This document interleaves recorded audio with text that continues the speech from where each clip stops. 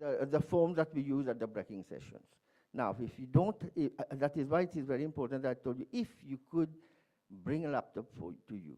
Those who have laptop and had not got that email, you need that presentations, then contact Mr. Yusuf Baksu.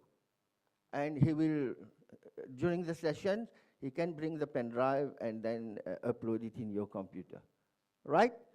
I think this is all. And there were issues about confidentiality of information and so on yesterday at the group sessions. So I will give the floor to Mr. Venkat for the presentation, who will also elaborate a bit on the confidentiality of information. Thank you. Mr. Venkat.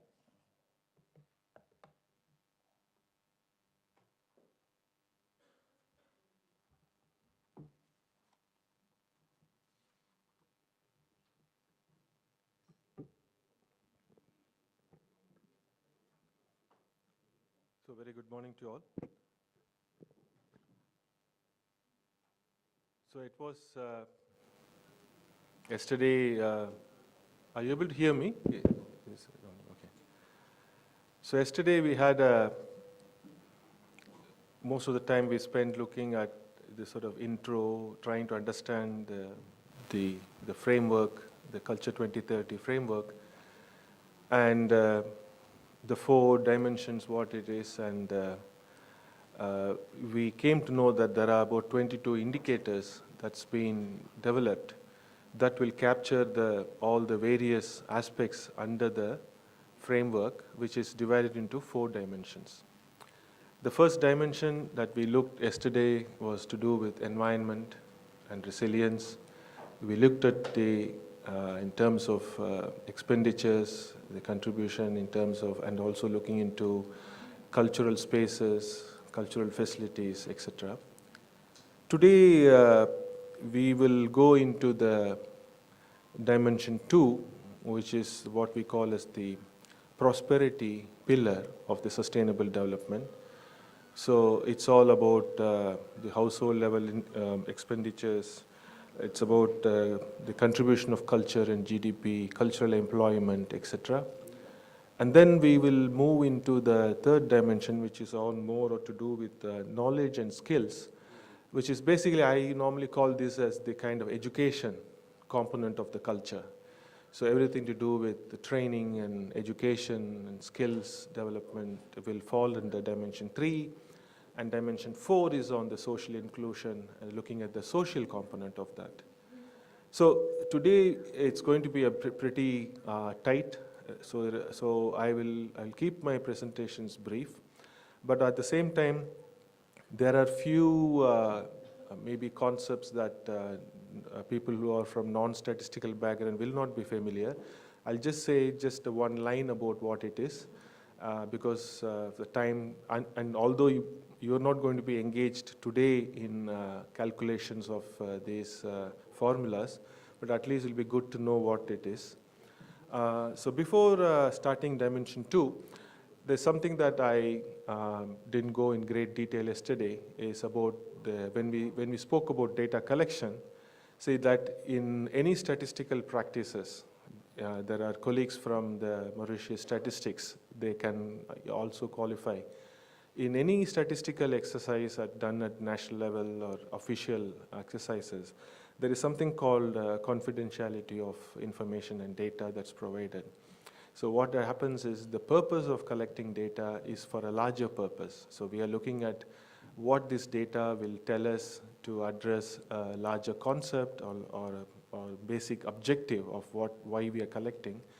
And therefore, the person who is giving the data, their identity and their details will not be sort of discussed or being shared. So similarly, in this exercise, a lot of data we are requesting from both from official sources like ministries, Ministry of Education, Ministry of Commerce, Ministry of Agriculture, everyone, as well as there are non-governmental and private organizations.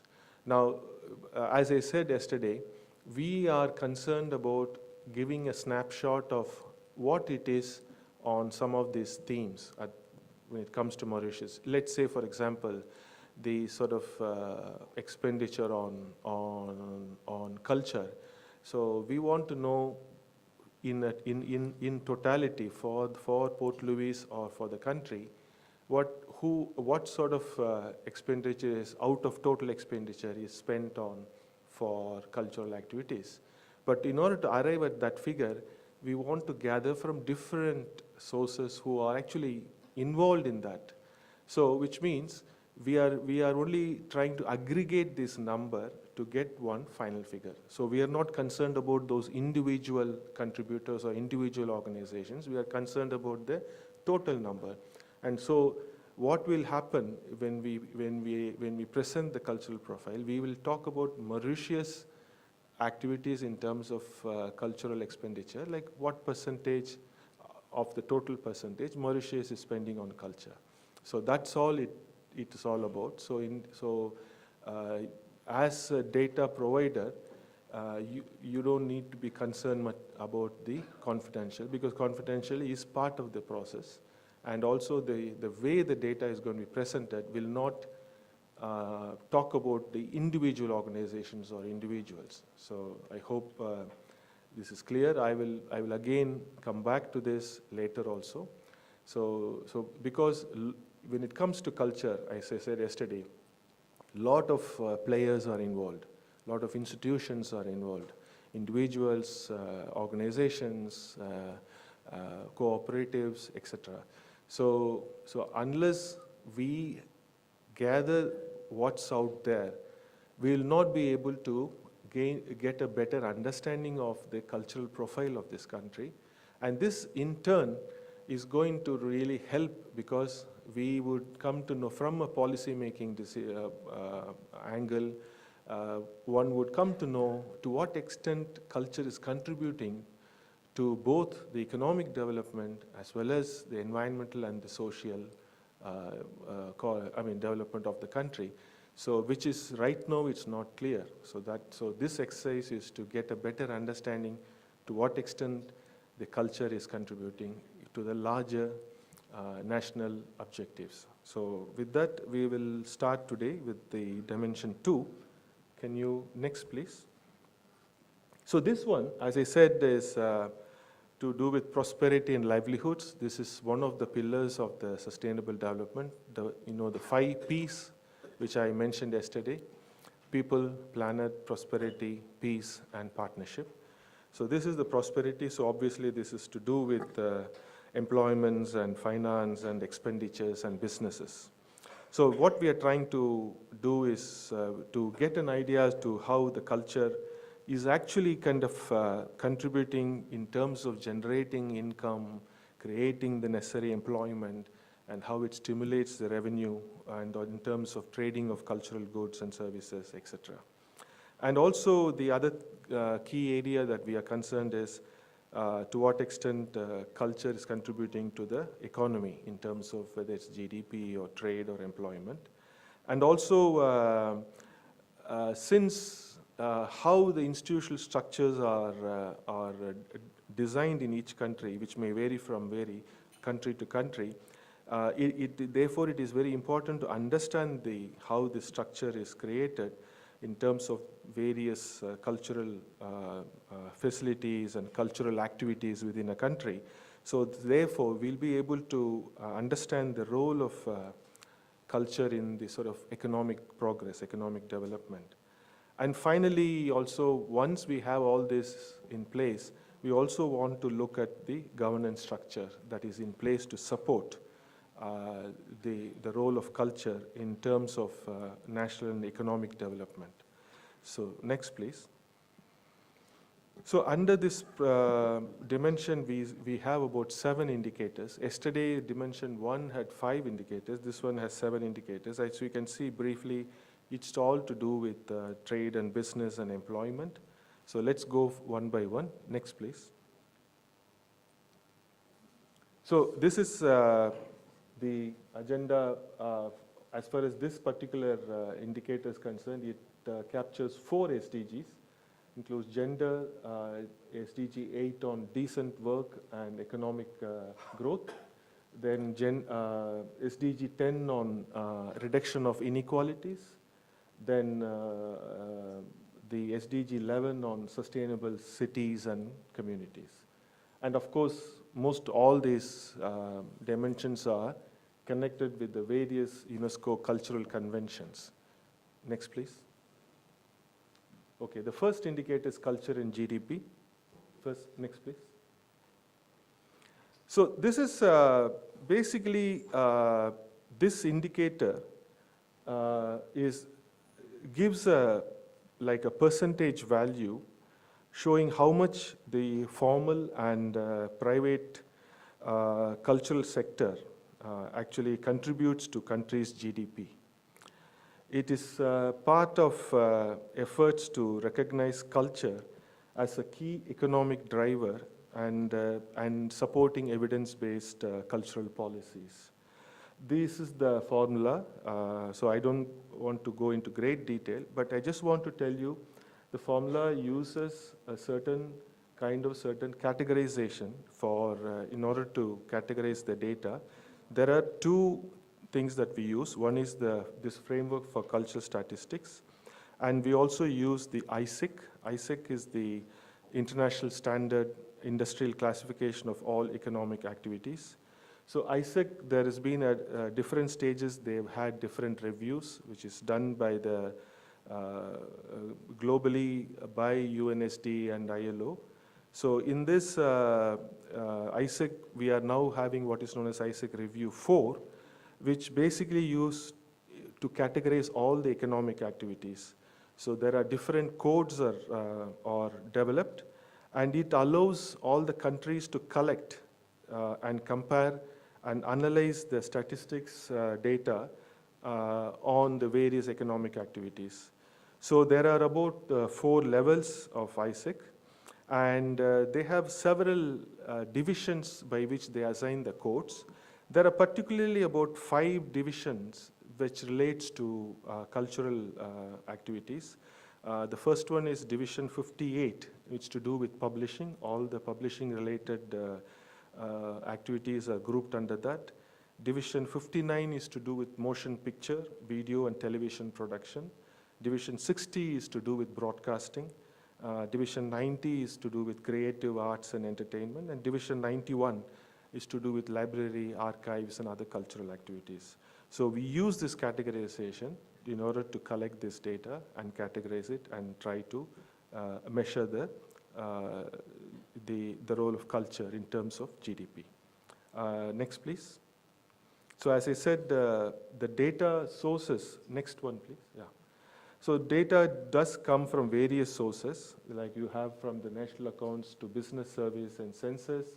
And there are also, apart from government records, we also get from other specific surveys that may happen with or registers having data by private sector also. So like for example, sometime you have Chamber of Commerce, they do some surveys on the businesses and enterprises and their kind of performance, annual performance, etc. So that also can be used. So this is the data may be quite scattered, so we need to bring them all together. And apart from what is available with the Ministry of Labor, and maybe statistics, Mauritius may also have some data that is collecting on economic activities. Next, please. So these are the templates by which we will populate the data. As I said, I'm not going to delve too much.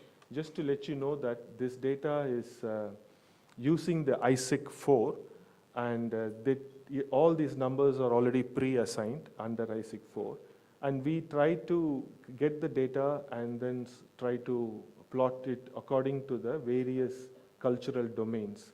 For example, manufacturing of jewelry, retail services by mail order houses, book publishing, software publishing, motion picture, television production, etc. So this is how the data gets populated. Next, please. Next, please. just go on. Yeah, so next is the indicator called cultural employment. This is basically the cultural employment is by occupation and by the industry. So when it comes to occupation, first one is we have cultural occupations, that is people in the cultural industry and who are employed. So they are actually having a cultural activity. So someone like an artist in a theater group. But whereas the next category is, we call it as a complementary indicator. This is in non-cultural industry, but cultural activity. So it can be industries like tourism, sports, recreation. But there, someone is involved in cultural activity.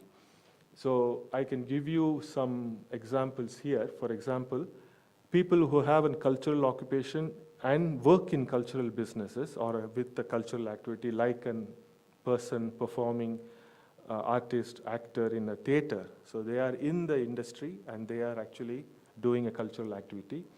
Then you also have people who have a cultural occupation in a non-cultural setup. Like for example here, they give an example of a designer in a motor industry.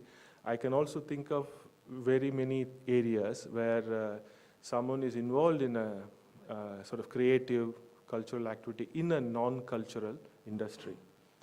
And then you also have the other way around, people who are engaged in a non-cultural activity in a cultural occupation, such as an accountant working in a theater company, because they have nothing to do, their activity is not cultural, but they are involved in they are working in a sort of cultural business. So that's, these are the ways in which we try to collect the data, because it's about classifying this information and then try to put it under cultural occupations, non-cultural occupations, plotted against cultural establishments and non-cultural establishments. So that's how we try to map the cultural employment indicator. Next one, please. So here, a lot of this data do come from especially population census. I know Mauritius have a very recent conducted the population census, I think in 2023, if I'm right. Statistics Mauritius, is that correct? 22. Okay, so 22, it's pretty recent and it's already published. So you should be able to get some data from there. If not from the Labor Force Service, I think it's also available in Statistics Mauritius. So they use this ISEC review for classification, etc. So that data will be there. So this is something which I also extracted from what is available. Statistics Mauritius does this survey of employment and earnings. It's census of economic activities. So basically within that this LMS 2022, it provides insights into employment across the various sectors like arts and entertainment and recreational sort of activities. So I've also given the link. So this data is already collected, it is available, so which means that, but what we need to do is, we need to know whether this data includes has it left out any other cultural businesses or cultural employment related things. So that we may have to look once we see the data, and then we can add. If there are other surveys that you come across or you have done, so please do provide the links, so it will be able to improve whatever the information we have and create a much general picture. Next, please. So this is how we populate this, the sample data, I think, by cultural domains, and then we break it up by using sex disaggregation, male, female, and then similarly, this is the two categories, workers in cultural industries and workers in non-cultural industries. Next, please. Please go ahead. Next, to the next indicator. Next. Yeah, so next one is cultural businesses. Yeah. So this is basically percentage of all businesses. There are two aspects. One is culture business as percentage of all businesses, and within that, then we are talking about specifically with regards to tourism, sports, and recreation businesses. So one is basically a complementary, because first one is to do with all the businesses, and within that we are also looking at specifically these non-cultural businesses. So that we try to collect this information. So what we try to do is, this indicator tracks the cultural business as a percentage of total number of business from 1 year to the next. So, and we try to extract that from the total number of all the business put together. From that, we try to calculate specifically on cultural businesses. So this is basically used for monitoring any growth or decline of these cultural businesses. And also we try to able to understand the enabling conditions for small and micro enterprises. So this is basically what we are trying to do here is, next please, the culture businesses in Mauritius, we can maybe use this categorization and divide them as music and performing arts, handicrafts and visual arts, publishing and literature, heritage and cultural tourism. So maybe under this category, or you can even work on this, and maybe if you want to improve that, you are most welcome. So using this category, we can use the data and sort of calculate it. So this is one framework that we are suggesting, but you can depending on the local scenarios, you can try to improve this categorization also. Next, please. So again, data sources, primarily both business registers, then registers of various businesses in the country. Sometimes the Chamber of Commerce do have such information. And the data we are looking here is over a period of last 2 or 3 years. But if it's not available, maybe you can go up to last 5 years for this. Next one, please. These are the various sample data, again using the same ISEC review, the same domains. What we do is, we have for 2 years, so we are asking for data for 2 years to compare the trends. As I said, we are looking at the trends as to how the businesses are doing, cultural businesses. Is it improving? Is it going down? So in order to get some kind of a trend analysis, we will ask for 2 years. So maybe the last 2 years, if the data is available, then we have year 1 and year 2, but of course you have to mention the year there. Next one, please. Next one. Okay, this is again like in earlier indicators. We also look into the gender equality aspects. So we want to know if we have who is owner, by sort of ownership, whether it's male or female categorizations. And then similarly for large companies and small business also, if we can get data by the sex ratio, it will be very useful. Next one. So this is one is household expenditure. This is another interesting indicator because this particular indicator, basically it talks about how much households value cultural goods and services based on their actual spending. And also we want to establish the economic potential of cultural market in a region. And also we want to understand the market-based access to culture. Now for this, we have developed a kind of a formula where we are using again a certain international standard. We use called HFC is nothing but called the household final consumption, and COICOP is basically an international classification of individual consumption according to the purpose of particular type of consumption.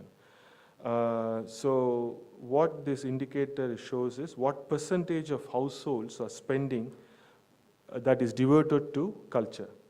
So this COICOP codes are basically were developed by the UN Statistical Division. It's a standardized tool. It's mainly used for classifying household expenses. This is widely used in many global household budget surveys, like you have HBS in Mauritius, also in national accounts, etc. And even here, the under COICOP categorizations, there are different categories. They also have one category specifically for recreation and culture, so household expenses that relates to. So if you look at these surveys, household surveys on HPS surveys, they will be asking questions like how much you spend on average per month, like watching films or going to theater, attending music performance, or buying consumption of like buying a musical instrument, etc. So they will try to collect this data, and then we will know overall in a household budget how much it's given for cultural activities. Next one, please. So this is what I found in Mauritius. The HBS 2017, they have an analytical report which is available that you can look at to get these details. So it's fairly some amount of data is available for this indicator. Next one, please. Go through the sample data. Next one, please. So here, under the gender and equality, the Ministry of Gender and Equality have a statistical document, so which is very useful to give some indication as to household level expenditures by gender. So there is some data is likely to be available. So you can look at this also as a reference. Next one, please. So now we go to the trade in culture, goods and services. So this is to do with mainly with exports. So one is cultural goods and services as a percentage of all exports. It's overall the total exports we are looking at the various cultural goods, then the various cultural services that are doing. The second one is culture related services, equipments and supporting materials in services. This is like sending musical parts or components instead of the musical instruments. So these parts will fall under this category. And also certain supporting information materials like clothing or dress related things that are created here and exported. So that they will come under that also.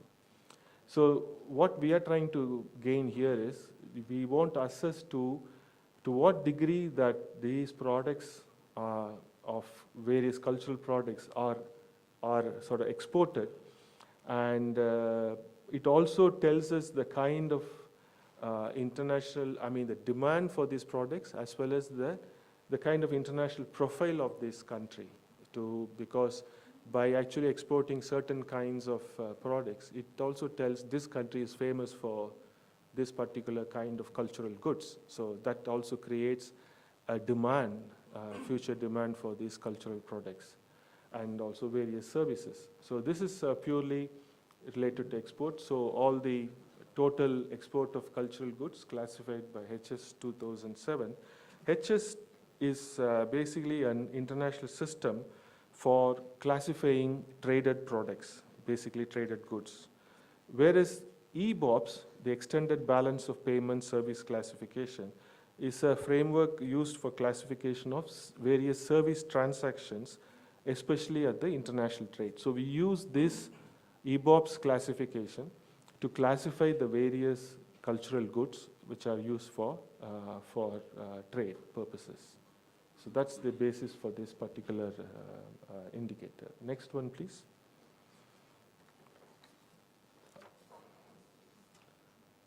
Sorry.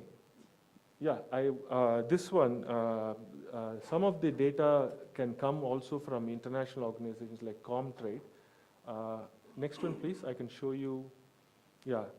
For example, the UN Comtrade has this particular data on Mauritius exports of musical instruments, parts, and accessories. It was to the tune of 174,000 during 2024. So this is very interesting data because it clearly shows Mauritius exports of musical instruments, parts, and accessories is quite significant. So this data is available in the UN Comtrade website. So that's also given. So like that, national data also will be available on the various kind of exports of cultural goods and services. So this is what we need. But if you have other data sources that you can suggest, that will also be very useful. So that's just to give you an example. And here again, that HS 2007 is the standardized classification. So statistics, people, Mauritius statistics, they will be able to guide you with regard to this. And this is, you can also, if you're interested personally, you can download the classification and see how the various cultural goods are classified internationally. Next one, please. Next. Okay, this is another data that was available with regard to books and press in Mauritius and world, but this is the trend from 2012 to 2023. This is basically to do with printed books, newspapers, and pictures in terms of annual trade. Next one, please. Next. Next. Okay. So this is public finance for culture. Next. So this indicator shows how much each person in a country benefits from public spending for culture, either through actual spending or through budget allocations by government. So it reflects government's to what extent is investing, cultural investment per capita. So this is very important in terms of what is the public expenditure for culture and also public budget allocation for culture. So as I said, this is basically it's to monitor the actual public spending on cultural and creative activities. And for this, again, we use certain standard UN set of classification. One common classification that is used is called COFOG. COFOG is basically a classification of function of governments developed by the UN Statistical Division. And it's part of the international system of national accounts and is used for classifying government expenditures by particular function or by a purpose. So what purpose they are actually spending, or by specific function like by cultural activity or particular area such as tourism, etc.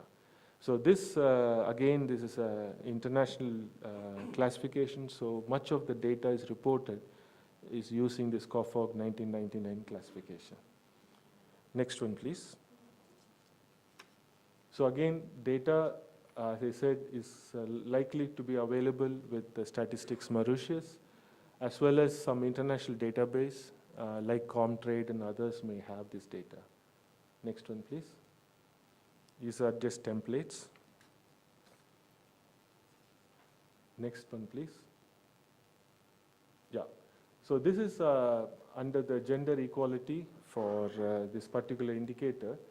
What we found was this, there is this national gender policy framework that was adopted in 2008 in Mauritius that mandates all ministries to develop sector-specific gender policies and to mainstream gender considerations into the planning and budgeting activities. So we are concerned about spending, so budgeting. So I've given the two possible sources for this. One is the National Gender Policy 2022, and there was this general audit in the civil service in Mauritius that was also done. So they also seem to have some interesting information on this. So, and also, of course, there could be others that you know that you need to refer. Next one, please. So this is governance and culture. So it's a very simple indicator. Basically, it's a checklist of the governance framework that supports any cultural activity or sort of creativity. This is mainly developed, basically we want to get a picture of how the government policies and frameworks are in place that basically supports the sort of cultural sector. So how much government support is there for the culture sector, and how it contributes to both the economic and social development. This is kind of the point that we've been seeing in dimension 1 also, and also in 2. Primarily how much there is this national or sort of government contribution is there, and what sort of necessary conditions, in terms of policies and frameworks are developed, and how that is contributing to the sector itself for its own growth, and it's also how that helps in turn the businesses, cultural businesses, and how that in turn contributes to the national economic development. So what we want to know is to assess the regulation of culture sector, and also how it promotes the working and trade conditions and also livelihoods. So basically this is a checklist for this, and one has to go through. Next one, please. So we have one for national, one for urban. So Port Louis and national, we have this checklist. Next one, please. Yeah, so this is kind of a checklist. So what are the various international instruments that government of Mauritius has ratified? So basically the entire list is given here, and one has to say whether it has been ratified, and if possible give some link to this ratification, like Convention on Protection of World Cultural Heritage, Convention of Safeguarding of Intangible Cultural Heritage, Convention of Protection of Underwater Cultural Heritage, etc. So basically this is listing out the various ratifications. Next one. Then we go a little bit into, these are the universal declarations of UN and UNESCO, other things. Yeah. Next one. Next one, please. Next one. That's it, I think. So here, just to conclude for this dimension 2, because we're running out of time, I just want to, since I spoke a little bit about household surveys, because this is one of the important sources for data, and the statistics Mauritius colleagues can confirm, but this is what I managed to get, and this is quite fascinating, because for data, there are quite a number of household surveys are available in Mauritius. The first one is the Continuous Multi-Purpose Household Survey, or CMPHS, and this is done by Statistics Mauritius. It's an annual survey. Monthly? Monthly, okay, sorry. So, and it focuses on basic demography, education, health, ICT, employment, housing, etc. There's also other one called Household Budget Survey. The last one was in 2017, if I'm right. 2023 has come, okay. So this is done every 5 years. So that's that. So that covers expenditures, looking at housing, cultural goods and services, etc. Then there was one interesting survey that unfortunately got discontinued. It was the time use survey, which was the last done in 2004, if I'm right. And time use survey is a very interesting survey because it tells about how individuals spend their time on a daily day. And sometimes we can get time spent for cultural activities, like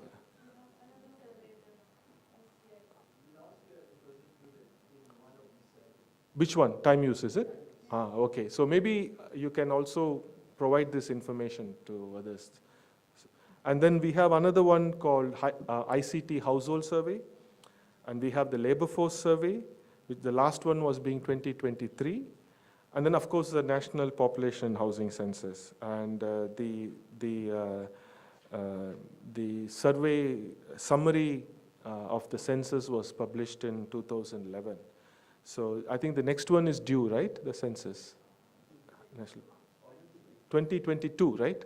2022. So the most recent one is available. I may have left out few other surveys, but I request colleagues from Mauritius, Statistics Mauritius, to complement. What I wanted to bring your notice is, with using all these surveys, household surveys, we can cover many indicators in the dimensions. Out of 22 indicators, for example, indicator 2 on percentage of population participating in cultural activities, indicator 3, indicator 10 on household consumption, indicator 9 on household expenditure, indicator 7 on cultural employment. Quite a lot of indicators, the data can be made of, these surveys can be used. So that's the point I wanted to just raise. So we just finished. We are just on time, I think. Now we'll go for the group work. Can you tell me how long we have for group work? And I hope you have downloaded the presentations, because all these data templates that we have to fill is there. If you think you have a ready data, I would encourage you to, in the form that Mr. Deepak gave you, you can even give the link to the data, or even put the data itself there. So it will save us time also. Thank you. Thank you, Mr. Venkat. Now we're going to break for tea, of course. But as it was yesterday, you may bring your tea in your room so that you can catch time also. So the breakout session will end at 10:35. So it is expected to start at 9 now with the break and the group work. So let's move now. What we'll do, the group remained the same as yesterday. The room also remained the same. But those who were not in the group yesterday, please contact Mr. Yusuf Baksu.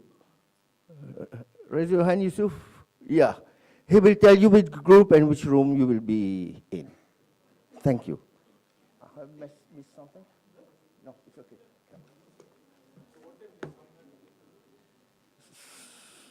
After the breaking session, no, we have the presentation. Yeah, so the time that you'll need to be here is 10:45.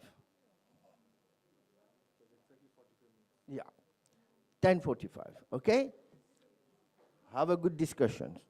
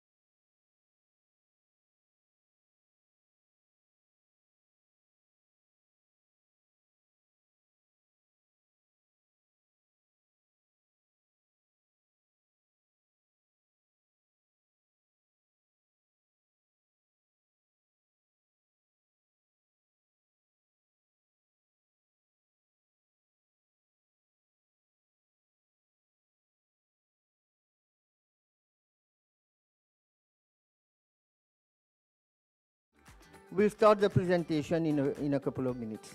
Thanks.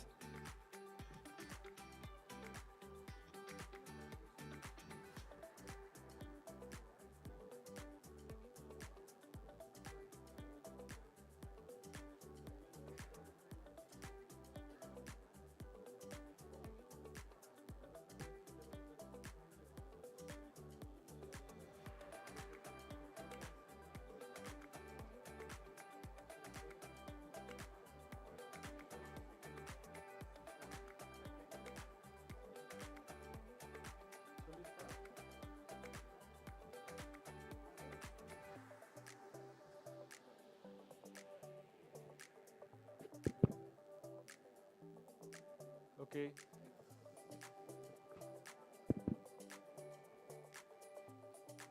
I think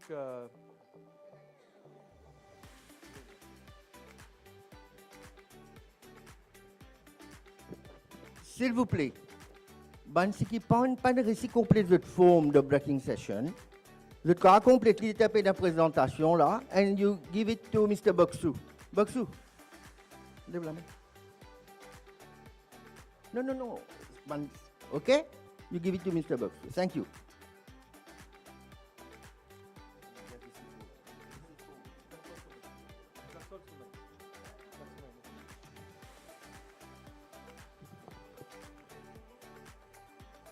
Okay.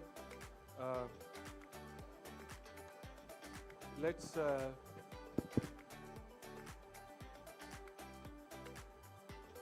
may I have your attention, please? Hello? Can we start the session? Okay. Can we have your attention, please? Everyone is busy. Discussion. Okay, shall we start the session on dimension 3? So, can you switch off the music, please? There's a music going on. Okay, so this dimension is slightly, we are going to move away from the economic aspects of culture. So we are now moving into another very important dimension.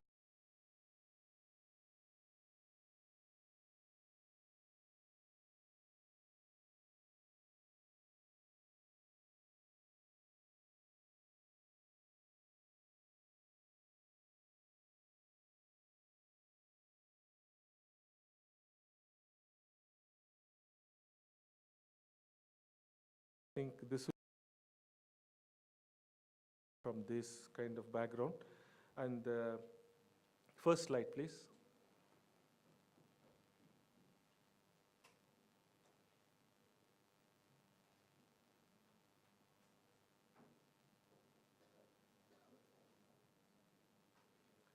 Okay, so this basically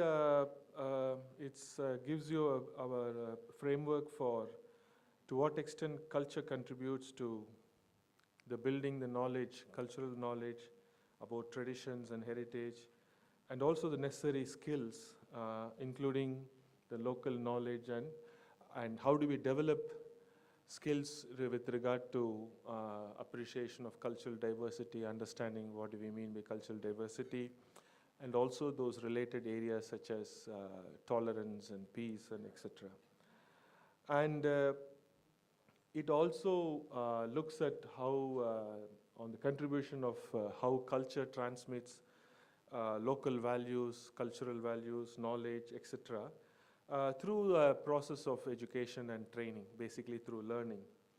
And what sort of policies are available to promote training or knowledge, to seek knowledge, or through education, the value of culture and cultural heritage and cultural knowledge is passed on. And what sort of materials in terms of curriculums, in terms of textbooks and manuals that are made available both in print and online. So that will be where people can access and learn about the various cultural aspects of the country. And this dimension also focuses on the cultural diversity. the role of cultural diversity with regards to the educational processes, such as at the level of primary, secondary, tertiary education.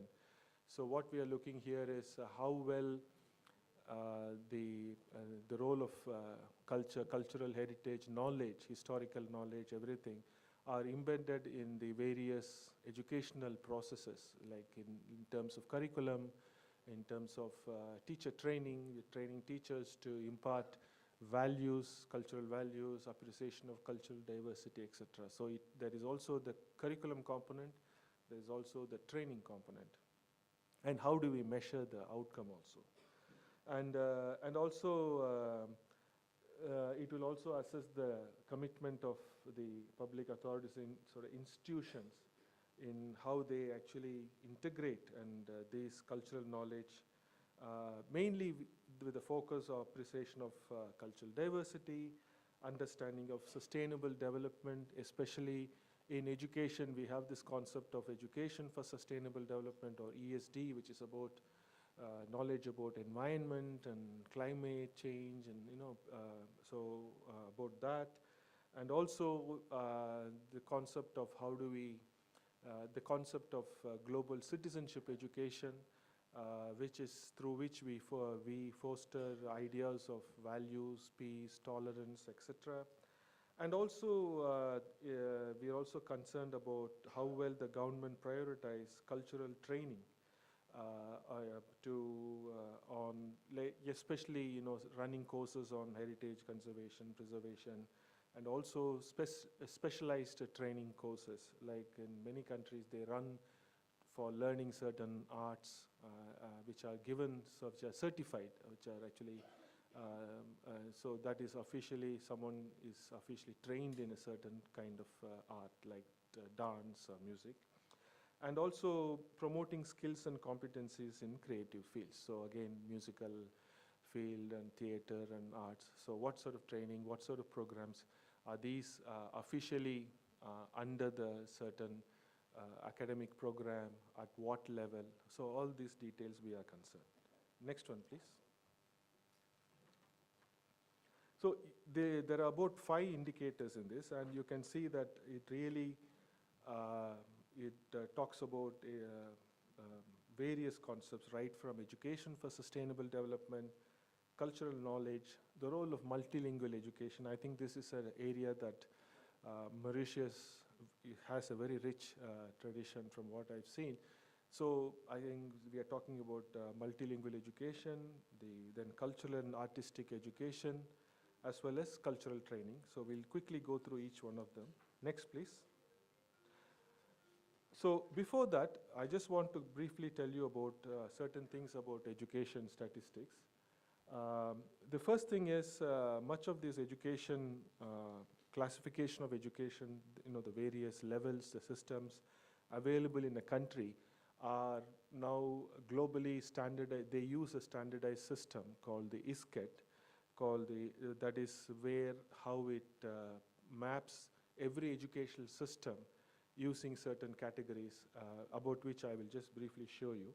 So using the standardized international level of educational classification, we map the country's educational system. So therefore, it makes it easier for us to do some comparative analysis and all. And then there are different ways in which the measurement in terms of learning outcomes are done. So, and then generally, Ministry of Education collects much of this data. I just got this information thanks to the friend I spoke this morning from National Institute of Education, that there's been a new resolution that the education now will be under, the school education will be with Ministry of Education, and there'll be a new higher education ministry, if I'm right. Is that correct? Is that? Okay. So which means that, and also the TVET will be with the Ministry of Education, that is a vocational education.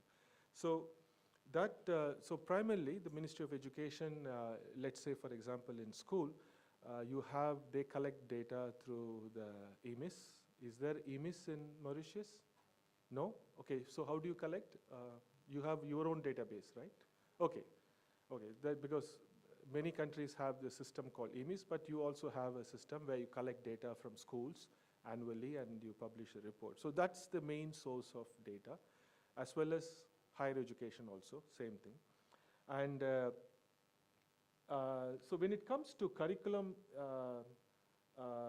there's always a challenge about how do we find in terms of what is the content in the curriculum. We can only say this content is likely to be there in the curriculum, but otherwise really analyzing the content with regard to some of the aspects of culture is always a challenge.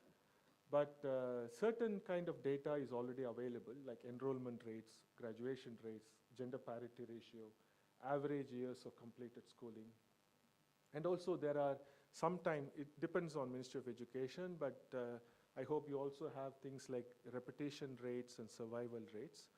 These are all standardized indicators that most Ministry of Education collects. So there's nothing to worry. Whatever the data that's available, that can be used. And another level is normally the skills are assessed through many countries participate in international assessments, which is basically cognitive testing of students' competencies. And we have many international assessments, but Mauritius doesn't participate in any large-scale international assessments. So what we will be looking at is the national assessment at Form 3. So that will be very useful. And other, yes? Oh, you have done? Oh, okay. So you have participated in SACMEC as well. PISA, which round? Right now, PISA 2025, 24? 24, okay. So that's very good news because SACMEC is basically a regional assessment that was conducted for the African countries.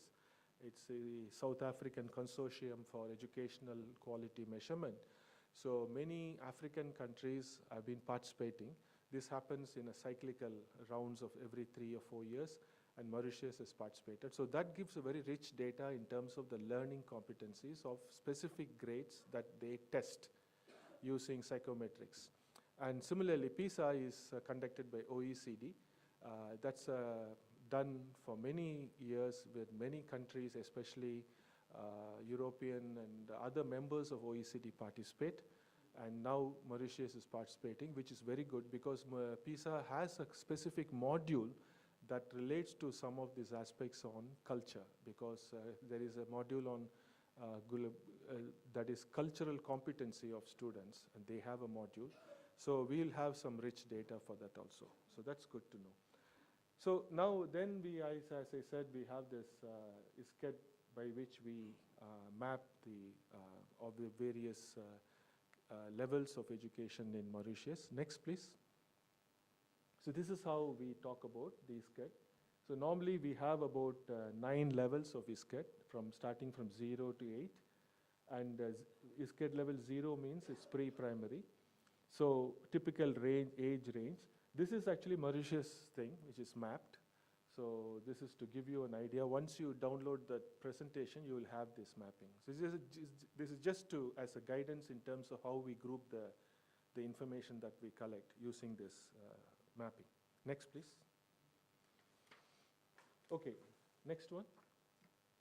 So next one is the indicator is education for sustainable development.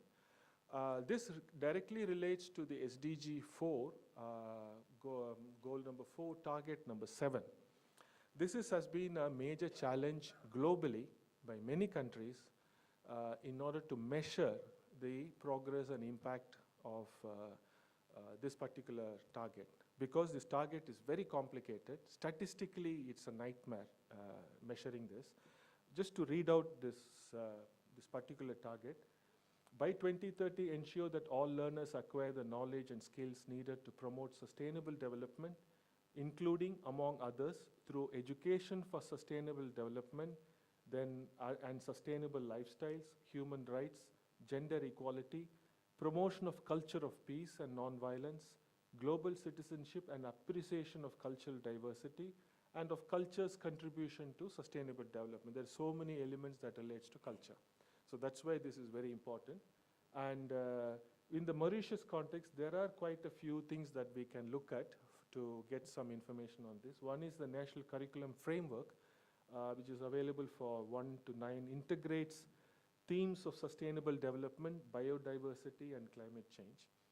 And also, education for ESD is embedded in subjects like environmental studies, science and value education. And global citizenship education is also promoted through modules such as democracy, peace in secondary curriculum, etc. And also this morning, the Institute of Education, they are doing a project on ethics education. So I think that's also some information available. Next, please. So for this particular indicator, 4.7.1, which is basically we want to know to what extent global citizenship education is integrated and sustainable development is mainstreamed in at level of policy, at the level of curriculum, whether these are taught, and also in teacher education, whether the teacher training modules include topics related to education for sustainable development and citizenship education.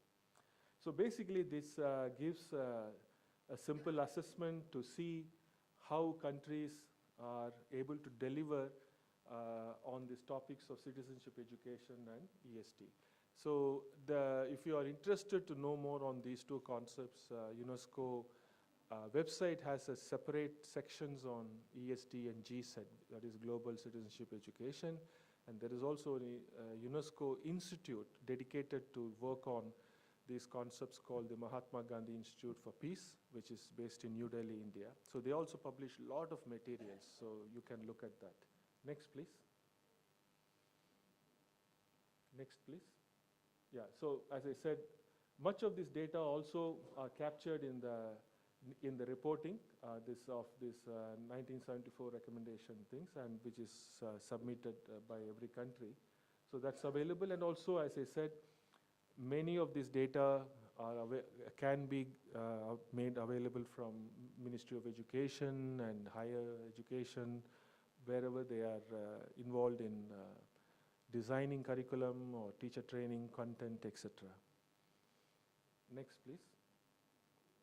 So this is the sample data. So basically, we are trying to plot the availability of policies that relates to ESD and GSED. Then similarly, with regards to curriculum, to what extent, at what level these are introduced. Then again, to what extent it's done in teacher education as well as student assessments. Since PISA is there already, I'm sure that you will get information on these two topics, because PISA assesses students' knowledge for 15-plus-year-olds. So you will get some data also on that. Next, please. Next. These are all, we are just mapping the, based on this data for both ESD and GSED. So next comes cultural knowledge. This is another component. And we are interested, this is actually a checklist looking at on cultural education and capacity building.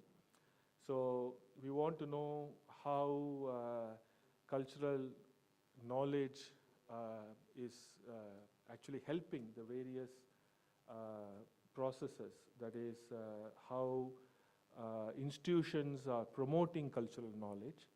And for example, in Mauritius, we have several institutions which are there to promote, whether it's an arts center or cultural centers. So they transmit this cultural knowledge. Basically, it is about through the mechanisms or the kind of infrastructure that is there that will help promote traditional knowledge and cultural knowledge to the wider public. So it's basically, we are trying to identify the institutions, centers that promotes, and it's like a checklist. So the data sheets are only asking for this. For example, next please. Next one. Next slide, please. Okay, here, like this, the data mapping will be like, first for the checklist for the intangible cultural heritage for sustainable development.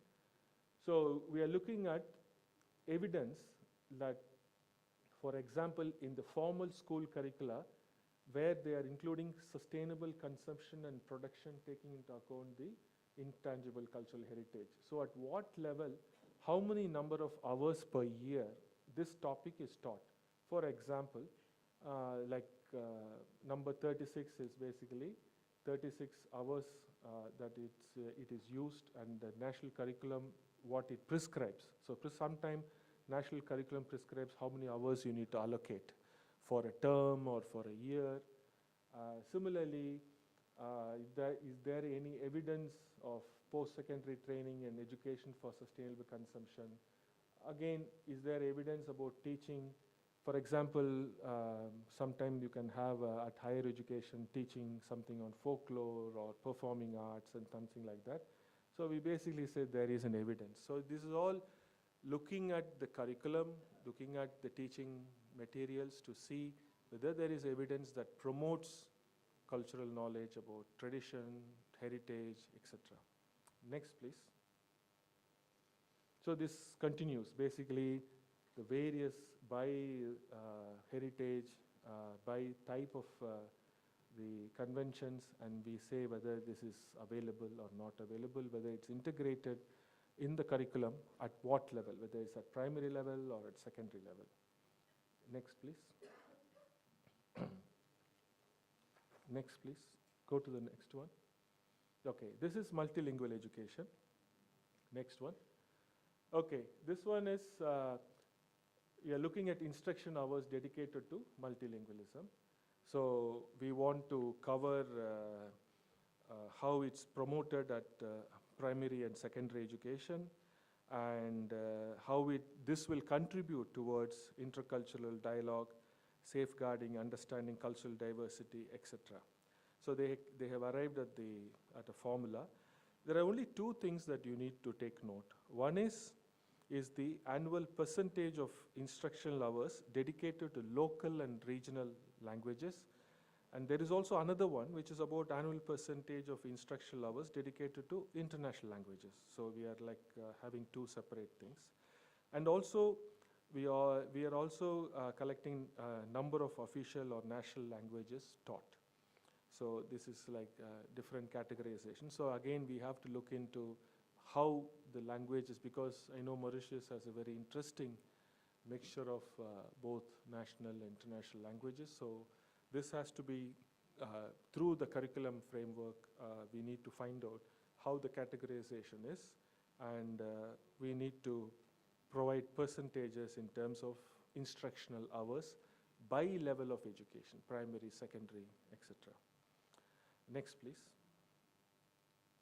So for this, one can always, as I said, look into the national curriculum framework, which may give data on by the topic and by what level and what hours of teaching is expected. I'm talking about, this is the sort of within the national curriculum framework only, but you may know other sources that you can also use, so please feel free to add. And also in the non-formal or other certification and vocational, you can also include. Next one. This is the sample table. So here, as you see, instructional hours are divided by ISKED level. Like ISKED level 1 is primary education, because 0 is pre-primary. We don't bring that here. So primary and lower secondary. So we look at official and national languages, then local and regional languages, and international languages. So that's split up, and this data is recorded here in terms of number of hours that is dedicated. Next one. So again, the same thing, gender dimensions is all, like in all indicators, we are having a gender dimension.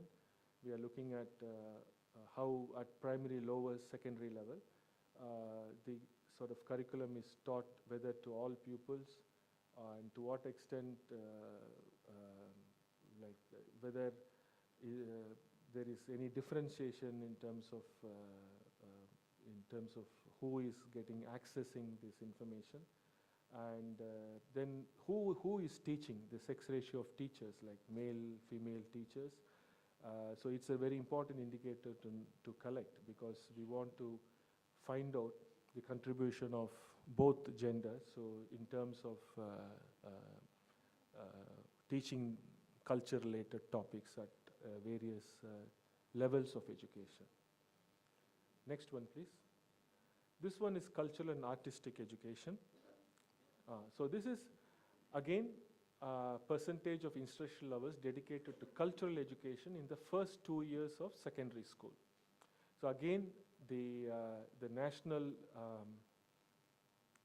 curriculum framework for secondary education, that is students in grades 7 and 8, according to national curriculum framework, they receive 1 to 2 hours of instruction per week in the cultural subjects. So, but we really want to know at the secondary school level, the first 2 years of secondary school level, in how much they are getting cultural education. The reason they are pushing at the secondary level is we are looking at as a skill, as well as building the competency, because global citizenship education and all talks about how well we are grooming the students to be culturally sensitive, having the necessary capacities and skills to appreciate cultural diversity and also contribute towards promotion of peace and harmony. So at the lowest secondary and secondary level, it's a very crucial stage in a student's life that can shape their attitudes and behavior. So we are very concerned about that particular category. Next, please. So this is again, much of this data is available from Ministry of Education, and also we can take it from school curriculum. Next one, please. So this is how the sample data looks. So we are using the ISKED mapping. So at lower secondary level, by the different types of topics, whether it's at arts, which type of topic is taught, whether it's audiovisual techniques, fashion, industrial design, fine arts, handicrafts, performing arts. Within humanities, so within humanities, what do they teach? Whether they teach religion and theology, philosophy and ethics, history and archaeology. So again, so under each of these topics, there are a lot of subtopics, and we want to capture how many hours is dedicated for, in terms of instructional for these topics. So again, this data will be available probably with Ministry of Education, and maybe with other areas outside the formal schooling system. If there is any other sources that you think it will be useful, you can also mention in the forms. Next one, please. Again, same gender dimension is there. Next one, please. So this one is cultural and artistic education. So I've got like 5 minutes to finish. So this is like percentage. There are two things. We are looking at enrollment at post-secondary tertiary education in the field of culture, and also percent of students graduating from post-secondary tertiary education in the field of culture. So this could be maybe probably at the level of education, secondary education, this will be like people taking humanities with subjects related to culture. So that can be kind of grouped under this. And for example, the HE Commission, Higher Education Commission, provides a snapshot of participation of higher education in Mauritius. So because we are talking at tertiary level, so we are talking about, let's say, disciplines like arts, performance, I don't know, culture, anthropology, or sociology. All these disciplines have teach culture-related topics. So we want to collect to what extent people are enrolled and graduating. So there are quite a number of data will be available with Ministry of Higher Education. But I'm just giving an example. For example, this Higher Education Commission provides a snapshot which provides details related to fields of culture, various like cinema, television production, etc. Next one, please. So as I said, this may be available Ministry of Technical, Vocational, or Higher Education. But I was told that in the new bifurcation, the vocational education is under the Ministry of Education, if I'm right. So whichever it is, so we have to look into the vocational education institutions as well as higher education institutions, and also Ministry of Culture. Next one, please. So this is how the data table looks like. Again, same ISCED classification we are using, but this is at post-secondary, which is basically at college, university level. So we're looking at ISCED 4 and 5 to 8, all the way up to master's program, etc. So we are grouping them by the type of subjects and the topics that they may be learning in their course. Again, we need to look into the curriculum at higher education level and get information on hours that is spent, instructional hours that is dedicated for teaching some of these topics. All these are very useful to make an analysis on where the focus is in terms of within the culture sector, and what is it that we actually gain from looking at it, because the likelihood of students gaining certain skills and knowledge on certain aspects of culture and heritage, and where could be the gaps which could be recommended for any further curriculum revisions and policy changes. So this data will be very useful for that. Next one, please. And next one. I think I've completed. This is the gender dimension. Again, same thing in terms of who is enrolling in these programs. Is it men, women? Specifically, the various subjects that teach culture topics. Similarly, with those professors and teachers who are teaching subjects or topics related to culture. So that also we want to collect the disaggregated level of information. And next one, please. So this is how the culture profile will look for this particular dimension. So this is like, we have as I told you this morning also, the snapshot basically gives you a larger picture on various aspects of this data. This is like, for example, you can see percentage of instructional hours dedicated to multilingualism. The data shows primary education, what percentage, and lower secondary education, what percentage. So in this, there are several slides are there. You can have a look. And this is how the final data is going to come. So it's not going to say which institution is doing what. It's a larger collective picture that is emerging for both for the urban center as well as for the country. Am I on time? Okay, so I'll finish here. So if there is any questions during the group work, I'll be coming around. So do feel free to ask me. Thank you very much.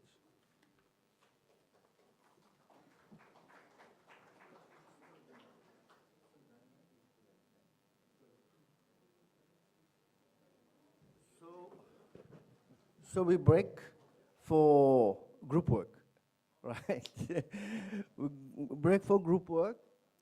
After the group work, we'll come back here because there will be a presentation online. The presentation. Sorry? Okay. So you all need to be here by 12:10. So you have some 30 to 35 minutes for the group session. All be here because the presentation will start. It is online, so it will start at 12:15. Thank you.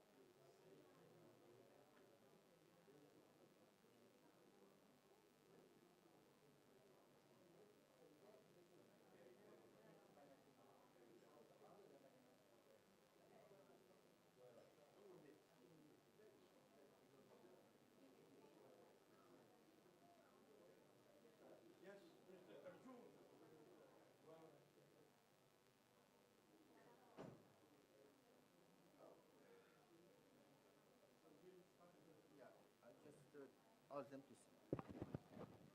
Hello? Hello?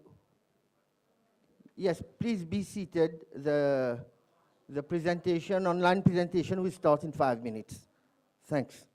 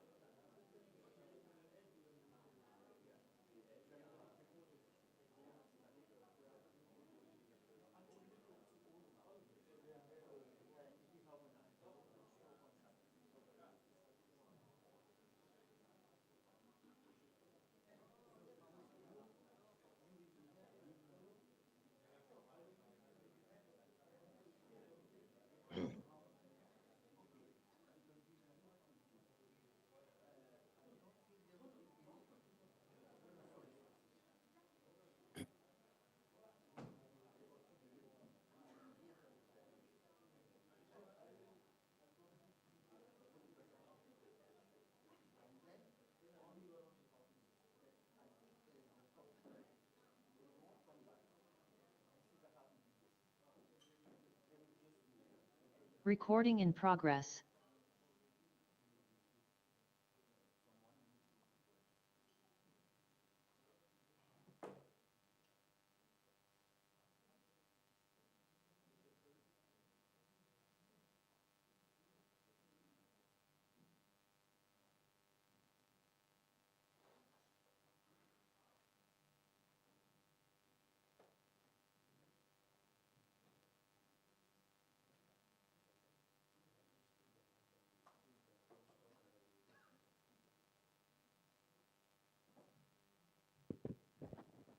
Hi, Naima.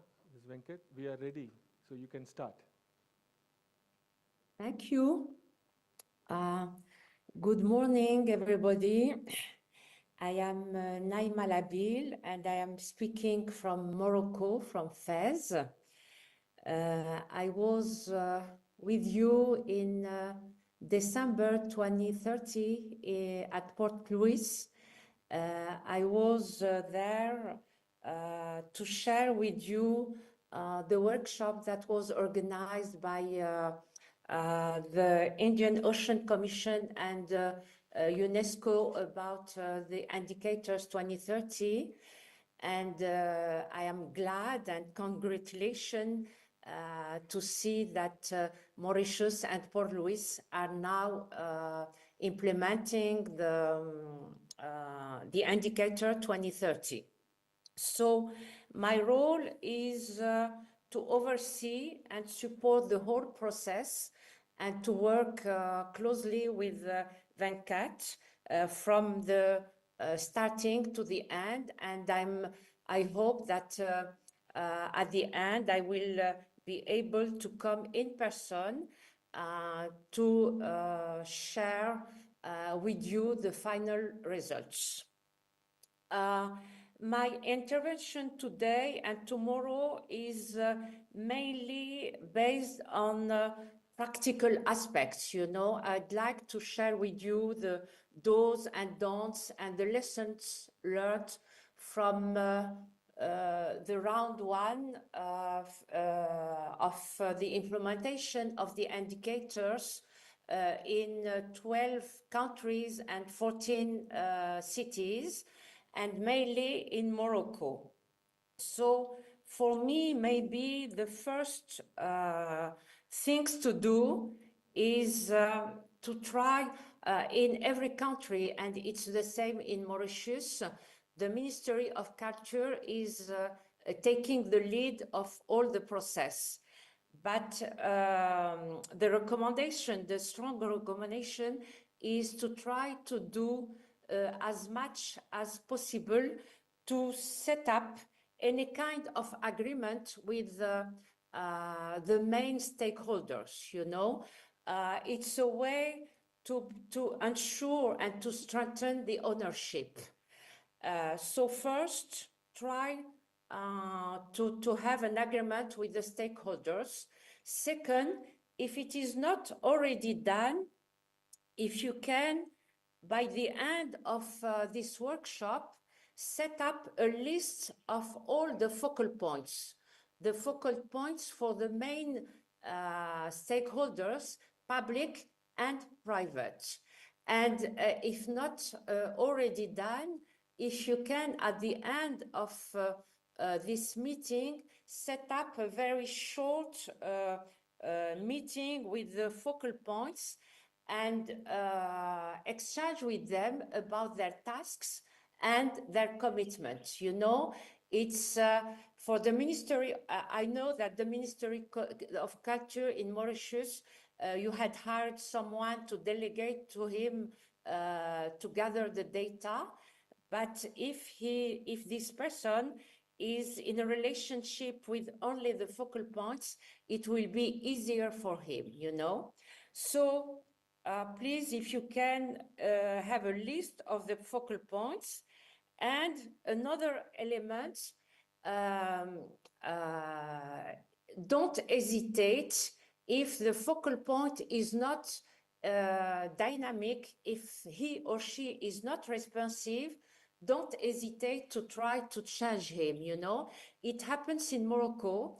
The focal point related to the National Statistic Office, the first one was very busy and he was not enough responsive.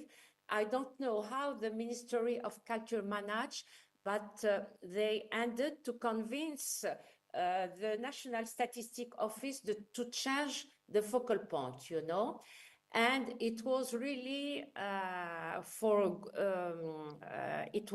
the new one was really very dynamic, and the new focal point ended to convince in his institution to appoint 11 colleagues to work with them to fill in 4 indicators, the indicator 6, 7, 8, and 9. So, and it was not easy to convince them. It took several meetings with the Ministry of Culture, with the regional expert, with the international expert, with the National Statistic Office, to convince them to open their data and to be involved in filling in the questionnaire and the indicators. And they were hesitant in my sense, for good reasons, you know. They were raising the issue of sampling and the issue of the definition, you know. They were saying, you know, if we would like, for example, to calculate the GDP, I know that in Mauritius it's already done, you know, and I think that we have fresh data. But in Morocco, like the majority of developing countries, it was the first experience to calculate the cultural GDP. And they told us, you know, if we want to calculate GPT, you're going to ask us to break down and to use the ISIC4, and we are not really sure that the sampling when we break down at 4 digits, that the sampling is representative. And I think it's really a serious issue, and I don't know the case in Mauritius, but for sure, 24 is going to check if the representative sample is really valid when we go at 4 digits, you know. So this first issue was really valid, and we discussed a lot with them about it. And the second one was about the definition. You know, they told us to date in Morocco, we don't have a regular definition of what is cultural employment. what is cultural sector, you know? So how are we going to deal? And it is really an important and valid issue, and we discuss a lot about it. And they ended to really open their data, and they ended to really support the Ministry of Culture in calculating number 6, 7, 8, and 9. But, and here I'm going to open a bracket, you know. Yesterday, a lady raised a question about the value of the data, you know. Are we sure that the data that we are using, gathering, are valid, robust? And the answer is that, you know, in the process, we have two gates. We have, after the phase 2, when we collect data, and before the phase 3, when we upload the data to the UNESCO portal, we need to have the green light from UNESCO, you know, and to have the green light from UNESCO, it means that we have to show them that all the steps were properly done, you know, that, for example, the conversion of the national code to the international code was not only properly done, but that we have keep track on all the process, you know. And for example, in Morocco, even if the cultural GDP was calculated, it was not uploaded. It was not uploaded to the portal because the conversion from the national codes to the international codes was not done, fully done, you know. And in Morocco,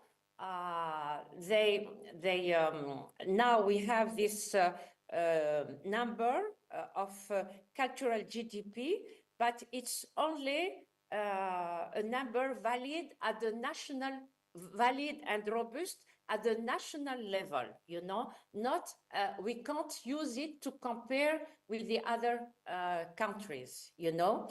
And it's a first exercise, and it has to be updated, and it has to be calculated within the international code before being uploaded to the UNESCO portal. So with this condition, you can be sure that all the data that are going to be uploaded in the portal are really not only robust, but they have succeeded to follow all the international conditions, all the international codes. This is one condition. The second condition is, at the end, when we upload, we seek for another approval, and it is the approval from the Ministry of Culture. And for sure, the Ministry of Culture in Mauritius, for example, before approving the indicators, the data, he will contact and he will seek the approval of the main stakeholders. And for example, for all the indicators that are under the number 3, knowledge and skills, they will ask the educational system to approve the data.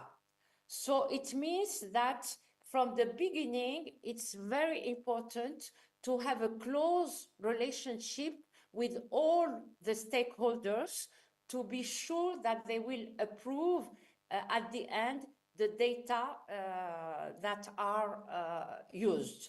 And here again, I'm going to give you an example. In Morocco, because of they want to save time, and they decided at the beginning of the process to calculate first the number 10. Number 10 is the trade in cultural goods and services before being in touch with the national statistic, before being in touch with the Foreign Exchange Office, l'Office d'échange that is responsible for the trades, the export and import goods and services. And they calculated the number 10. And when the Ministry of Culture asked the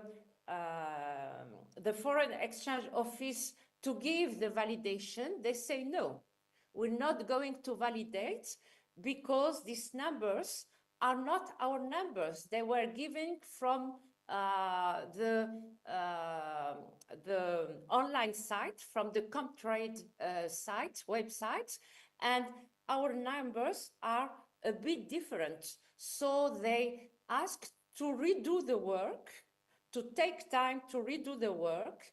And after, when they redo the indicator, the gap between the two indicators was not very high, but it was important.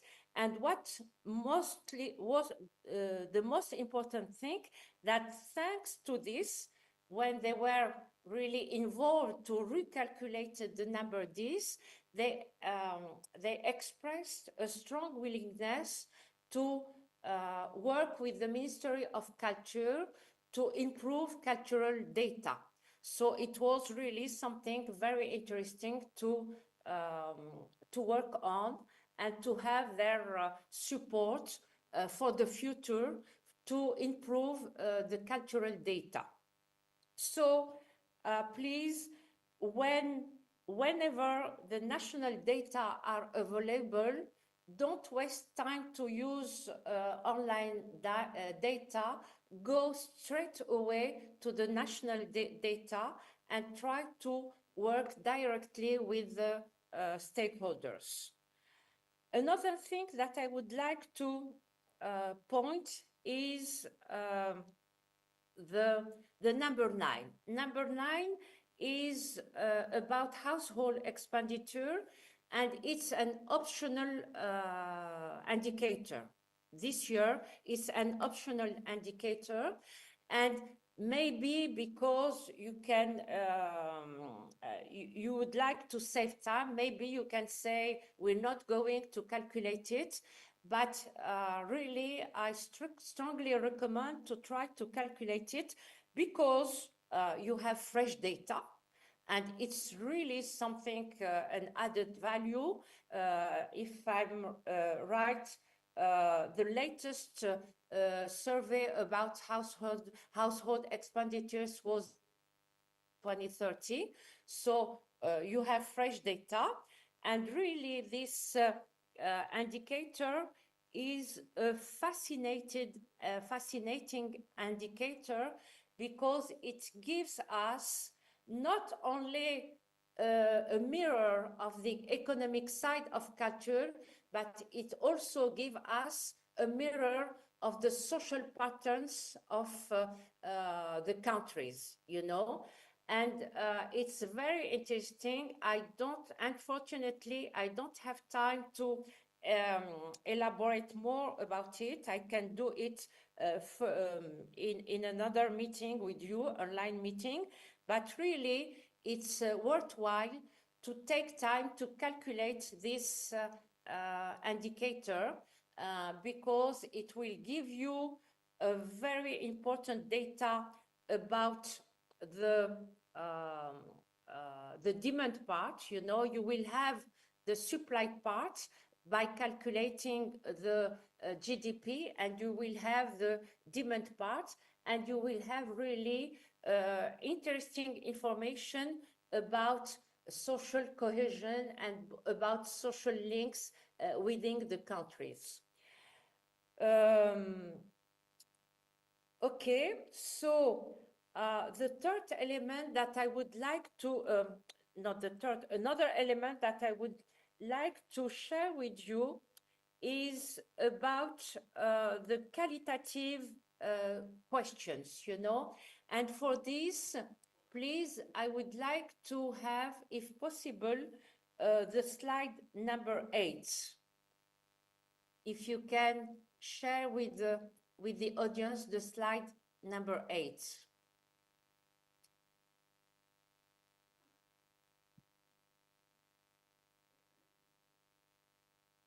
Please, is it possible? No, which dimension you're asking? Sorry, I'm not. Which dimension? It's the slide 8. Of which dimension? Because there are My, different presentations. it's on my PowerPoint, you know, Oh, I your extract. PowerPoint. Okay. Is that PowerPoint available? Yeah, 1 second. Yeah, it's already. Yeah, just a second. Yeah.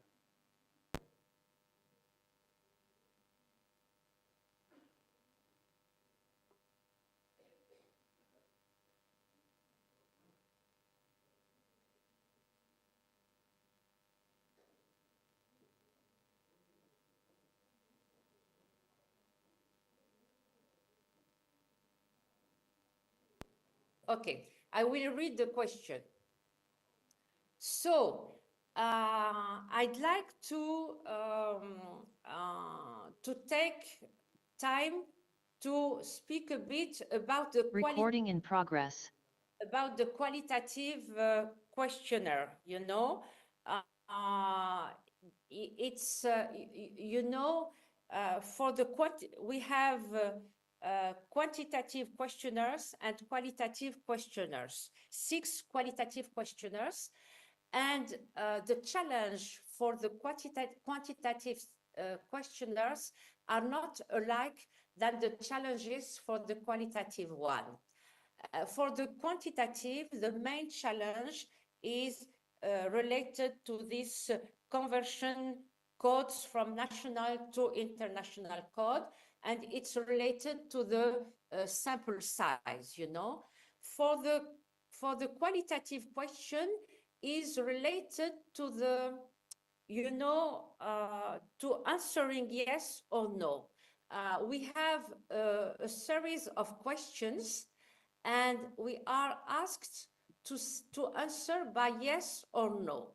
For example, if we take the question of a question of the indicator number 2 in the dimension 1, you know, and if I take the question 2322, I will read the question. The question is existence of programs for promotion and dissemination of good safeguarding practices to heritage managers, citizens, and civil society. And you have to answer yes or no, you know. And sometimes it's easy to say yes or no. And sometimes it's very difficult because maybe you have 1, 2, 3 programs, but not enough, you know, to say that really there are a practice to try to disseminate and promote and safeguard practices with citizens and civil society. So sometimes it's very difficult to answer, and especially that you have not only to say yes or not, but you have to give the supporting evidence. It means that from time to time, no, it's not, sorry, it's not this one. If you can go to, yeah, to the 8, not this one, this, no, after this one, no.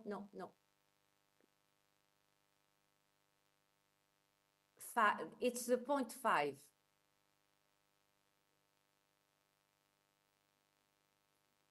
The previous one.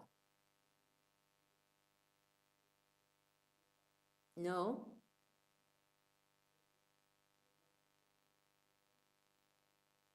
It's before to conclude. Before this one. That slide is missing. We have only 4 and 6. We don't have number 5 on your PowerPoint. Sorry, but I read it. Okay, so it's okay. So it was for me to You can share check. your screen if you want. No, it's okay. I read it. It's for me. It's a way to underline that answering and filling in the qualitative questionnaire is something that is sometimes very delicate, because we don't have a choice between yes or no. So it means that when you are going to do the analysis, you'll have really to explain why you said yes or no, and to say that you'll have to look at the frequency, So this is the main, challenge when we have to decide and when we have to answer to the qualitative questions. The second challenge is really to find the evidence, So to conclude, it was said several times by Venkat, and I would like to say it again. The absence of data, whether it is lack of data or whether it is lack of reliable data, it's an answer in itself, and it's something that it is very important because, as it was said, we are not, within the whole process, we are not asking for creating and producing new data. We are asking for using only data and trying to find everywhere the fragmented data and trying to find a way to consolidate them. And if we don't have data, if we don't have reliable data, it's very important because it's a progress, because we will not say we need data, we will say in precise way, we need this data, this precise data. We are pointing in a precise way the lack of data, okay? So this is the main conclusion. The other conclusion is to do your best to delegate, to not do all the things by yourself, but to delegate the filling in the questionnaire to all the stakeholders.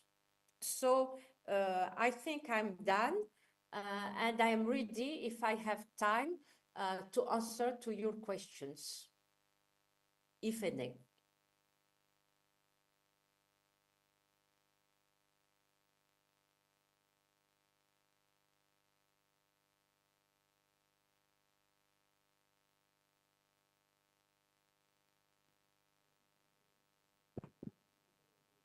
I don't see any hands so far, Naima, but I think Sorry? the participants are just getting into the groove of understanding the framework and what it takes to look for sources of data. So I think your tips will be very useful as they move to the next level of collecting the data itself. So we thank you for your valuable intervention, because there's lots we can learn from the Moroccan experience, and we also look forward to your next presentation tomorrow. So, and if there is any questions that may come during the discussions for you, I will relay it to you in the meanwhile. So thank you so much. Okay, thank you.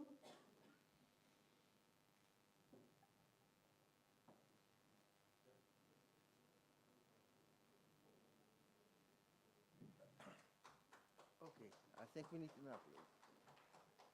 I thank Ms. Naima for the presentation. Now we'll have the lunch break. So the lunch break will be from Midi 40 à Recording 13h25. C'est bon là? Midi 40 là, non? So it is up to 1 hour, 25 minutes.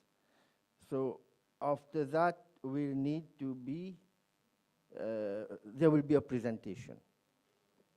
The presentation by Mr. Venkat. And then, so we have nun décale pas à peu près 10 minutes, 15 minutes. It is better than yesterday, okay? So, see you.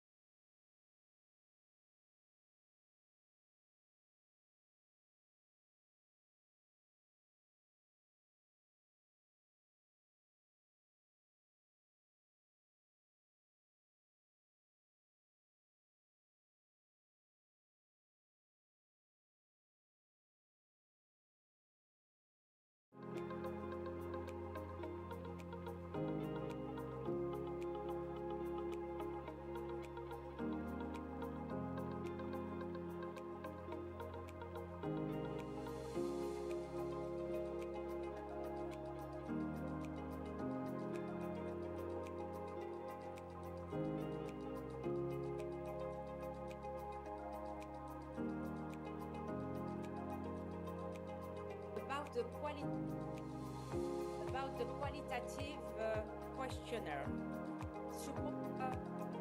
The absence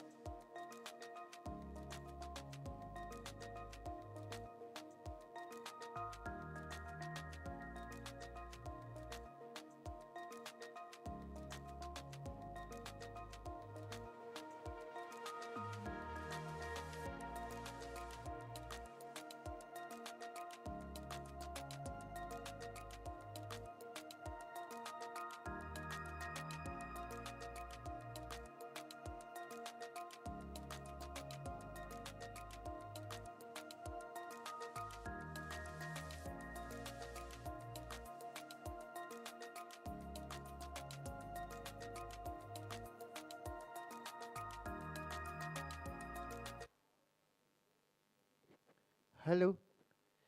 Please be seated. We'll start the presentation of Dr. Venkat will start in a couple of minutes. Just to inform you that after the presentation, we'll have our breakout session, right? At around 2 o'clock, we'll have the breakout session. And then it will be followed by the coffee break at 2:45. So most probably we can have 5 or 10 minutes later for the coffee, for the breaking session, a little longer, because I know you like, there's a lot of discussions that you have to do. But the coffee break should be around 14:50 or 14:55. Okay, thank you.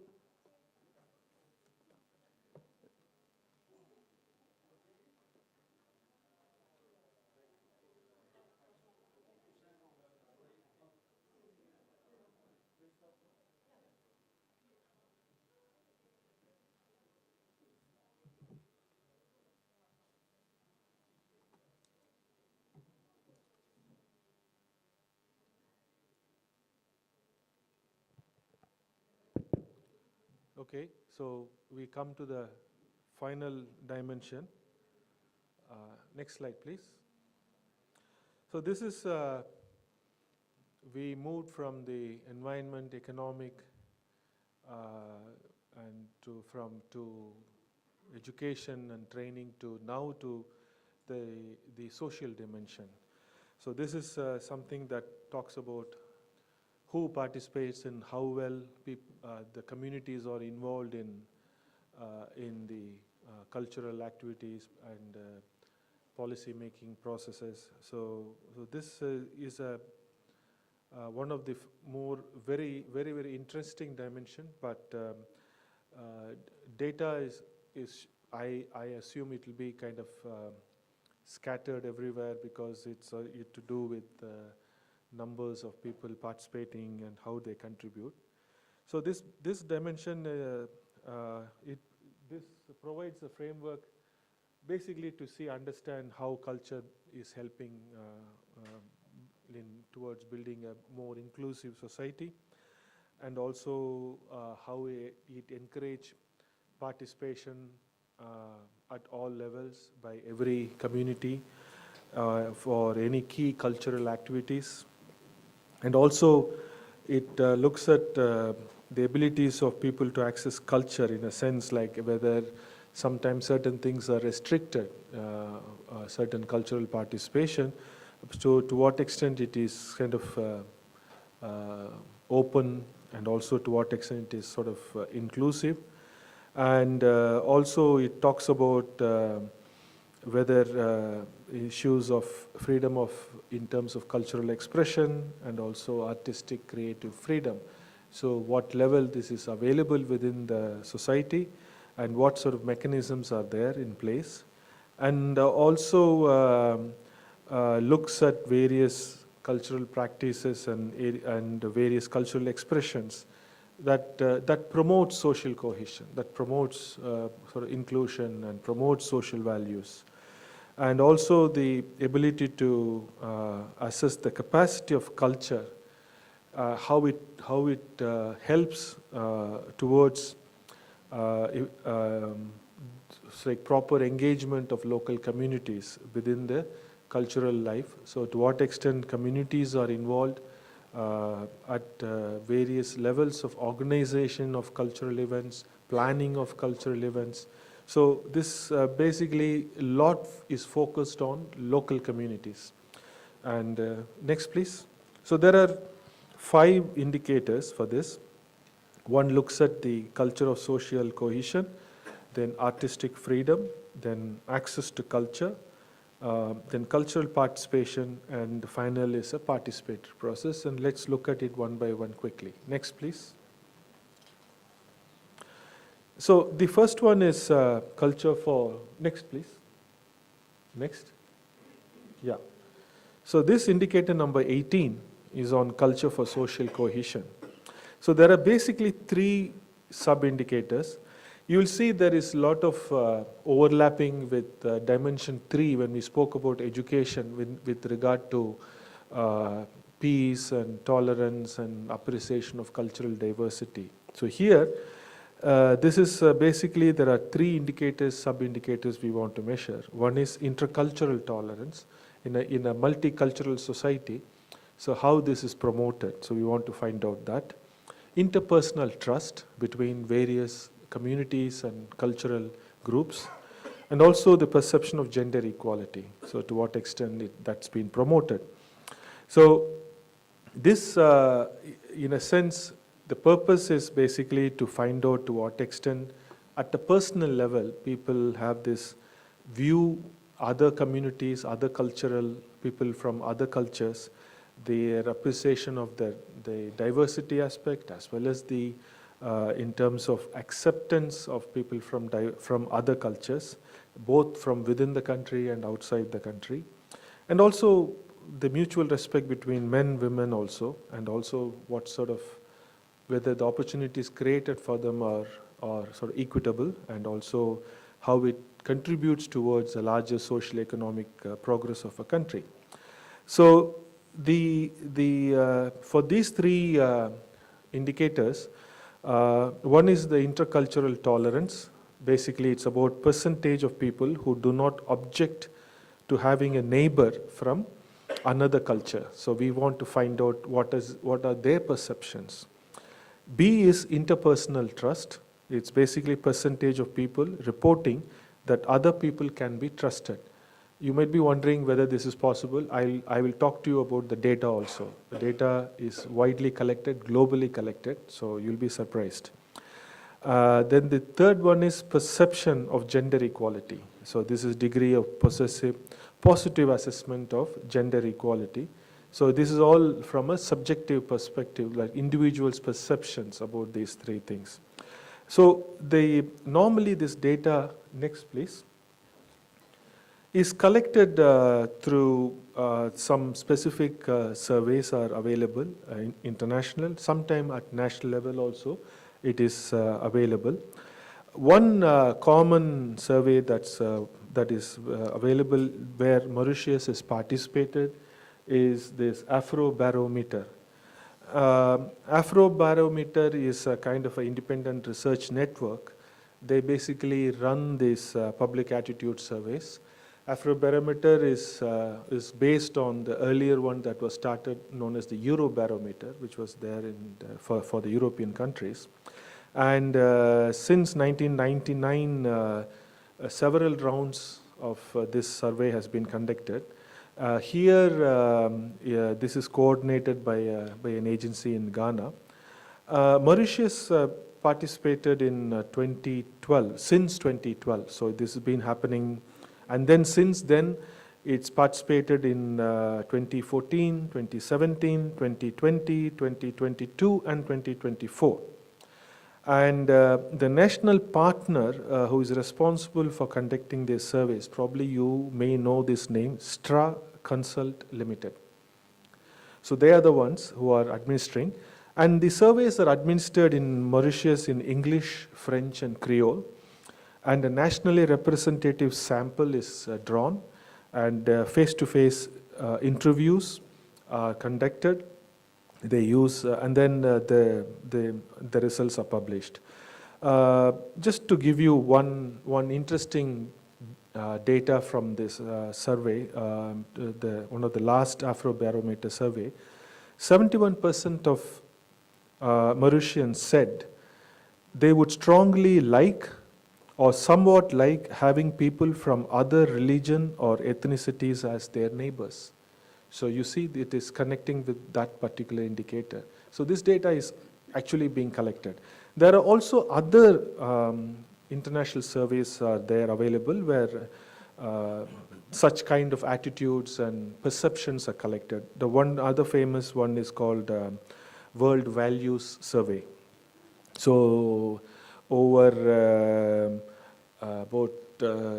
since its inception in 1981, at least about 7 waves, that is 7 rounds of this world value surveys has been conducted, and over 100 countries have participated.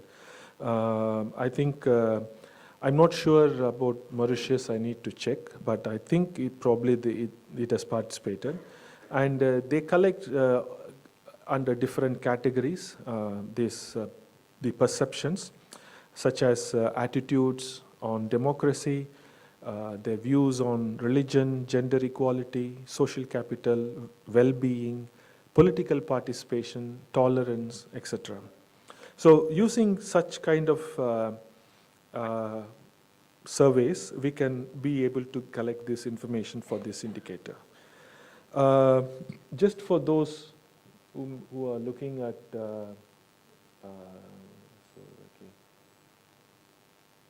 I think this is not here. Okay, so I've already put this data and the Afrobarometer, so you can probably look at it also.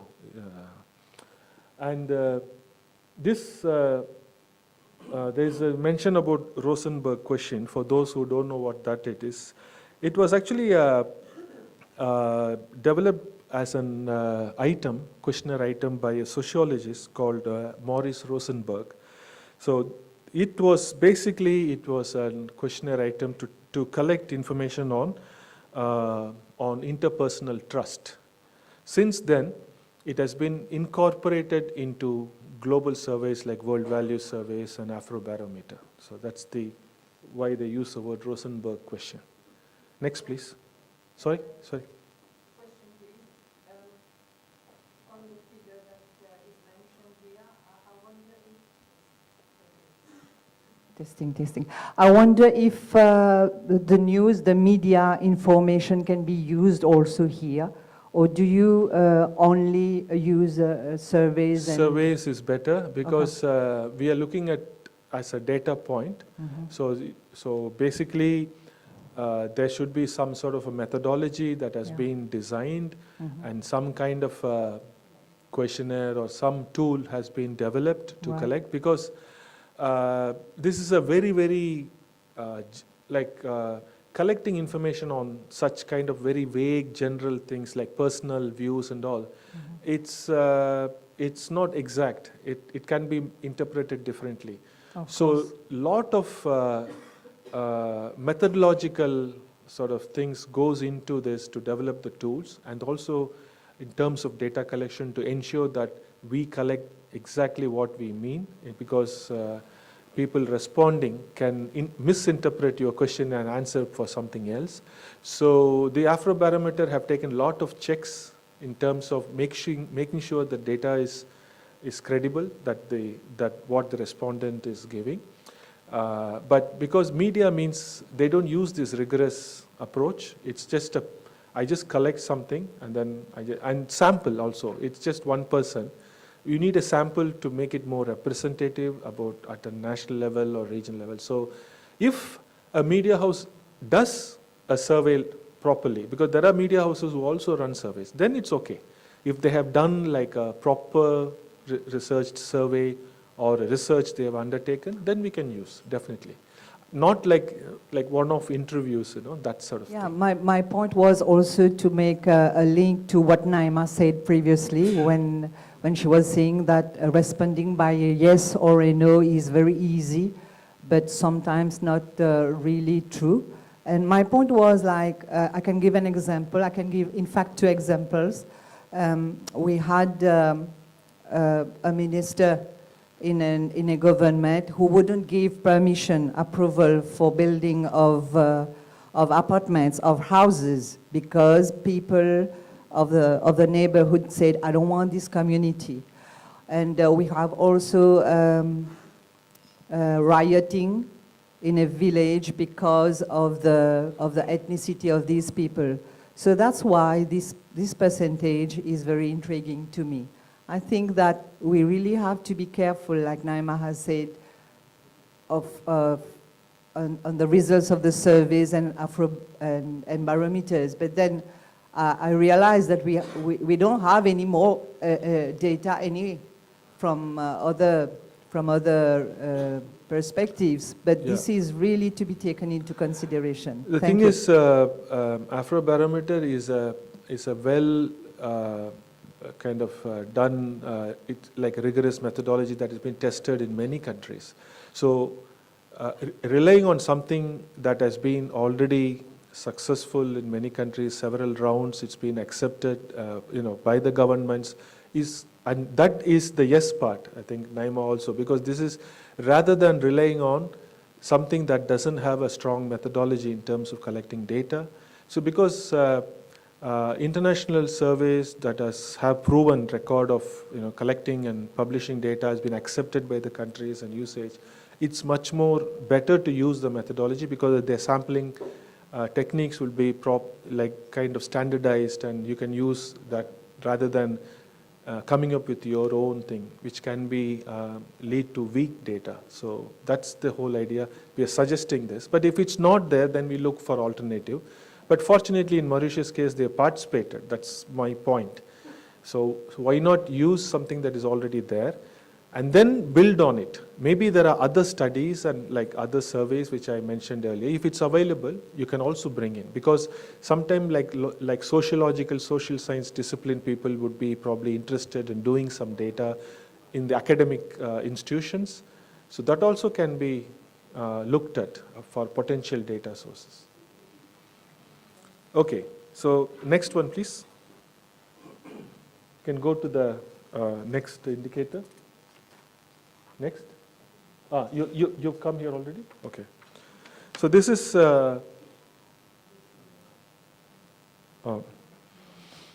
can you go back?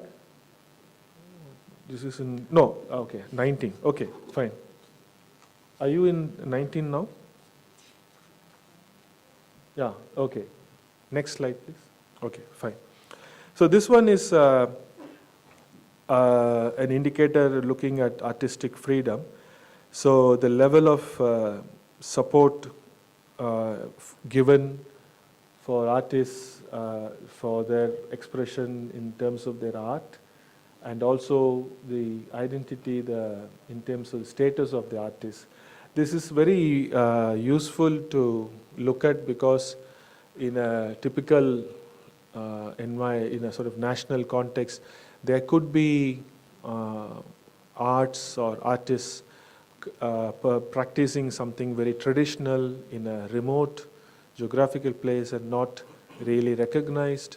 So we need to know whether they are being mapped, they have been identified, and they are included, and also whether they have the certain kind of conducive environments where they can practice their art or make or involved in the artistic creation or production of whatever they are doing. So this indicator is straightforward. Basically, we are asking whether there is a support available for their to practice their art. So if you look at the template, you can see. Next, please. The next one. Yeah, here if you can see. So we want to know first the kind of instruments that has been ratified, which is already would have been done in the earlier templates also. Then also legislative regulatory framework that has been already that's been ratified on whatever that are relevant, and whether, for example, you have things like sometime you are looking at evidence of, for example, professional organizations or administrative units in charge of registration of professional artists. So whether someone is maintaining a database and registration of all the professional artists, and sometime, for example, that may be maintained by a national union or a local union of artists.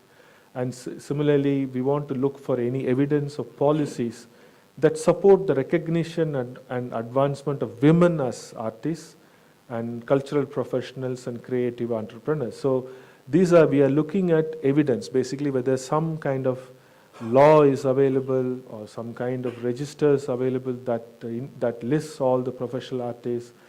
Similarly, whether there are institutions that are established to receive any complaints and violations and restrictions toward artistic freedom. So again, whether there are any legal frameworks that are available. So this is basically to list whatever that is available that gives an indication that artistic freedom is, to what extent that is practiced within the country context. The next, please. So this again, like any other things, we look at the gender dimension. So like whether women are present in senior management leadership positions, whether the policies that take into account the role of women, because women performing artists, women who contribute to the cultural activity, it's a very important area that we are concerned. So like that, so we also, like in other indicators, we look at the sex ratio in terms of participants, artists, performers, etc. Next one, please. So this is access to culture.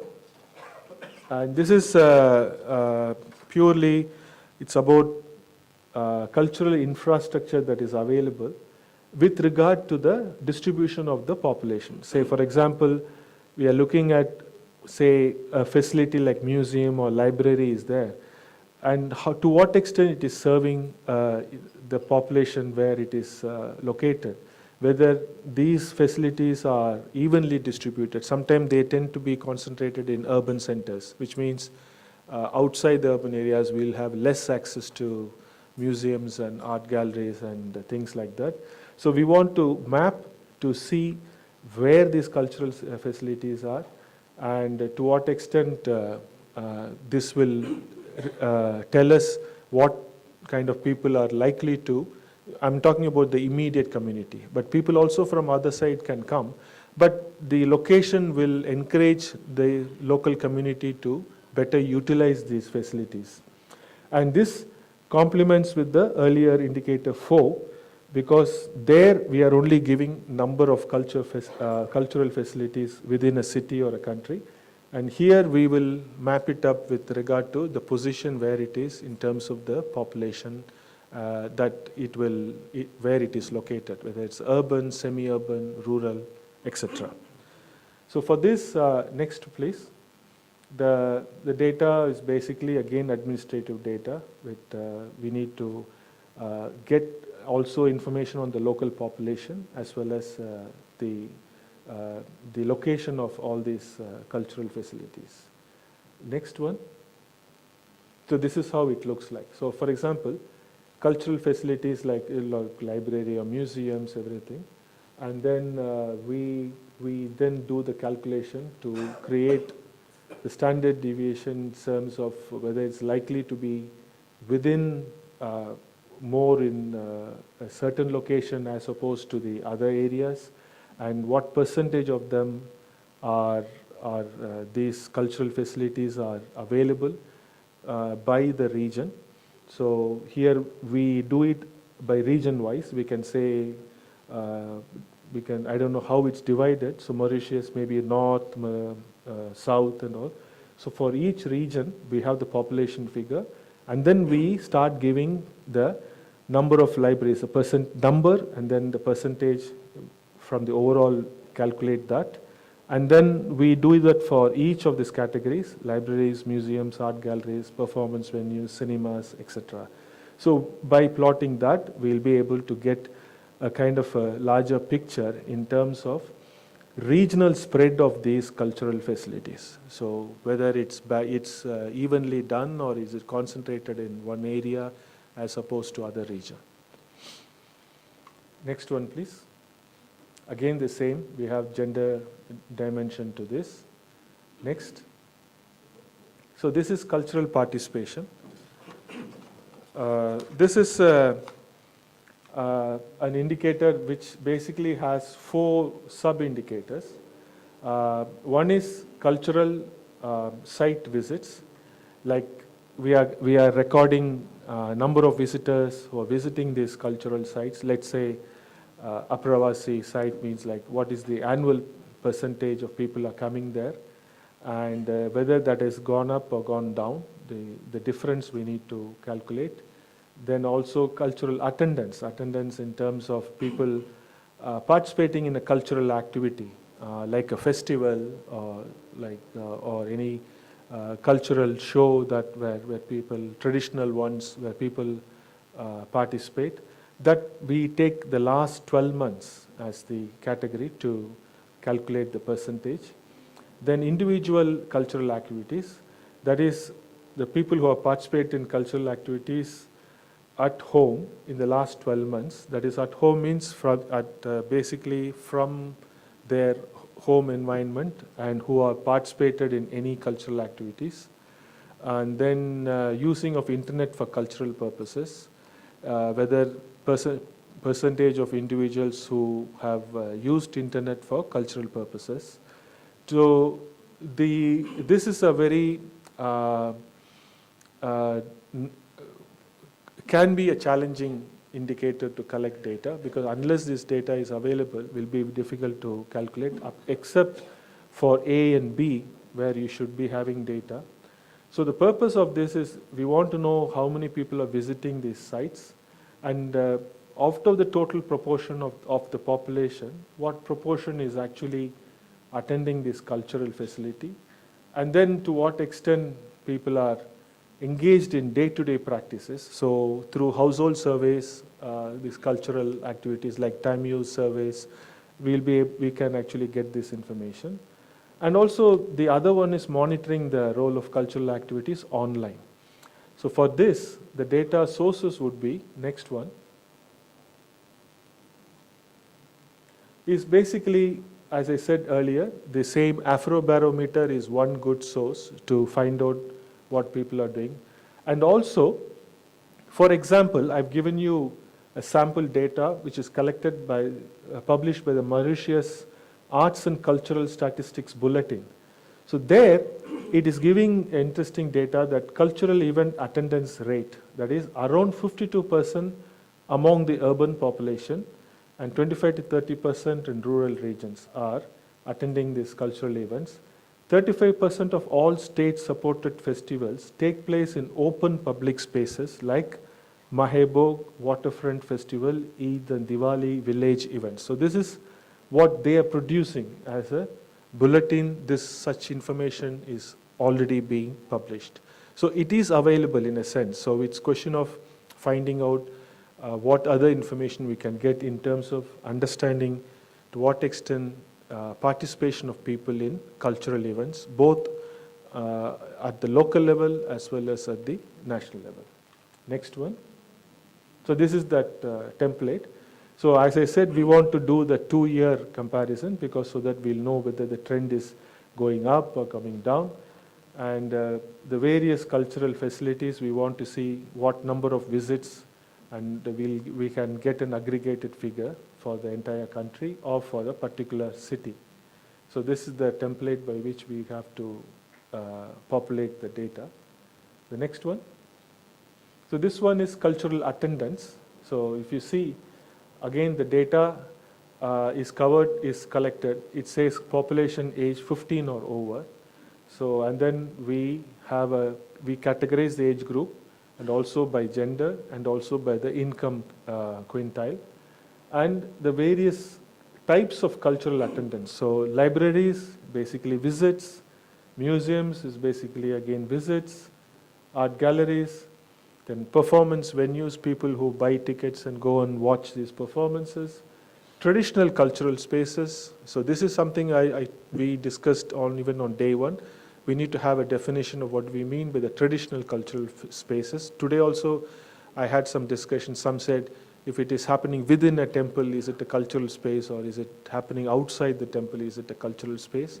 So there should be some discussion too, where if there is no national definition of that, then we need to arrive at a definition so that it will be easier to get this information and then group them accordingly. So like that, this data has to be populated for cultural attendance. Then next one.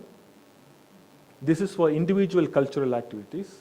So this is basically for at household levels who are engaged in cultural activities. So earlier we also talked about at household level expenditures for cultural activities. So if that data is available, this data also should be available. And here is their engagement in like studying music or practicing visual arts or participating any activities at home, any cultural activities. So these kind of data normally are collected in the household surveys.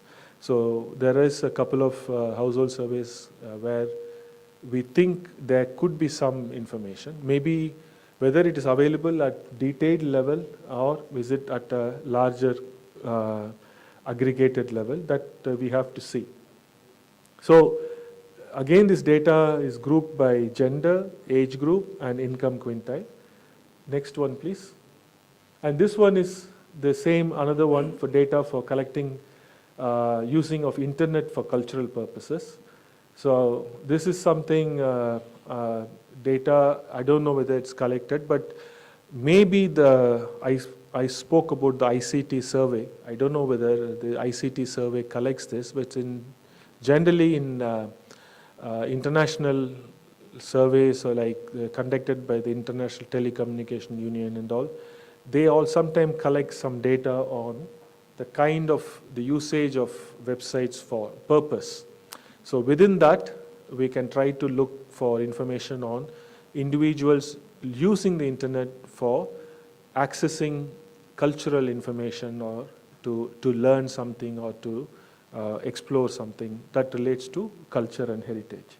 So using that, if that survey is available or that, we can populate this table. Next one. So this is the last indicator, which is the participatory process. This is all about local communities. This is basically about to what extent the local communities are participating. Participating means not just as a just to witness, but it includes right from the planning processes, sometimes even developing a policy or planning of the event and execution or implementing that event. So to what extent local communities are involved? That's the main thrust of this particular indicator. So as you can see, and also the purpose is to assess the opportunities open to civil society and to other professionals who are, for them to be able to participate in cultural activities, etc., and also the local communities. So it's really about how much access is given to local communities in the development and organization and execution of cultural programs, cultural policies and initiatives. So if you look at the data table, next one, normally, like for example, I've listed the cultural policy framework 2020-2025 of Mauritius can give some idea as to what extent the local communities are being involved in the planning processes. Next one. So here, again, the same kind of inventory. So we are trying to find out. So for example, we are looking at an evidence of community-led process during inventorying of intangible heritage. So as you know, when you are listing for nomination for an intangible heritage, they specifically ask whether the community in which that particular, let's say a performing artist for which you want a nomination, whether the local community has approved this process of nomination, whether they are okay with once it's listed, that they are okay to continue to preserve that local art form or whatever it is. So we want an evidence whether that local community has been part of that nomination process for intangible heritage. And then again, for example, evidence that local communities undertake scientific, technical, and cultural studies in sort of intangible cultural heritage. Again, we want to see how much they are participating in this, and also specifically about minorities or indigenous groups, to what extent. I'm not sure it applies directly here in Mauritius concept, but in many countries you have these tribal populations and indigenous communities who are often left out of the planning processes, cultural processes, and so, but they have a lot of rich cultural traditions, artistic forms, traditional forms, but they are left out of the planning process. So we want to know to what extent they have been consulted, they've been involved in the preparation of certain events or organization of events that promote their culture, these indigenous cultures. So like that we are looking at various evidence. Next please. So again, this is to do with cultural professionals, so whether these institutional mechanisms provide a framework for dialogue between representatives and administration officials, whether these individuals are involved in the policy formulation, the monitoring or management of that. So how do you do that? Whether they are institutional mechanisms where they have periodic meeting consultations with the local community, the artistic community, and whether they are constantly involved at a continuous process at various stages. Whether that, like the evidence come from number of meetings, who are involved in that, and whether that can be captured, that's an evidence that something is happening that is inclusive, that takes into account the local community as well as the various artists, individuals who are practicing this art. Of course, we have similar, next one please. So again, we also have the same gender and equality in participatory process. So we look at the role of women in the leadership positions, whether they plan, all the policies are taking into account women in this various cultural activities. So this one is the final indicator, but as you can see, these 5 indicators is very much falling under the social domain. It's all about how much there is participation of communities involved, and to what extent policies are conducive that takes into account these things, as well as we are looking at areas such as to what extent the participation of culture happens at all levels, whether at in terms of local and national level, how they utilize the cultural facilities, who is utilizing it. So all those things, and then also to in terms of where these cultural facilities are located and how it serves the local community. So this dimension is basically complementing the other 3 dimensions, which are more essential, which looks at the economic side and also the environmental side. And these last 2 dimensions, namely the 3, which was on training and education and transmitting the knowledge, and to ensure that participation is very inclusive and it for all, and especially the various local communities. It's very essential for this framework, because we are talking about culture in a very holistic manner, but at the same time we want to make sure that every art, every cultural activity, every cultural process is included. So with this I conclude my presentation. So if there is any burning question, we can have the group work. And I got some interesting feedback during the earlier group work. I think many of you are coming up with very interesting observations and suggestions. So I have asked people to put it in the remarks column. I think that's very, very good, because especially people who are actually practicing cultural activities and cultural things, that you have kind of identified who else is doing or where this information is likely to be. So that is very valuable. And the second thing is, please, if you know any studies, academic studies or research papers, reports, because as you know, not every data is available in the form of a survey. Some data may not be available because the survey is not there, or the survey was too old, we can't use. So normally the best way to complement is identify research, reports based on research. So if you know anything, any NGOs or any private institution you have done, you can provide the name and if possible the link. That will be very useful. And also you can provide some other possible sources, because there are maybe people who are not here, maybe that you think they may have. In fact, one participant mentioned that there could be other person whom I know is likely to have this data. So please put that in remarks column, because that is going to be very useful for us, so that we can go back to that person and ask for this data. Okay? Thank you so much.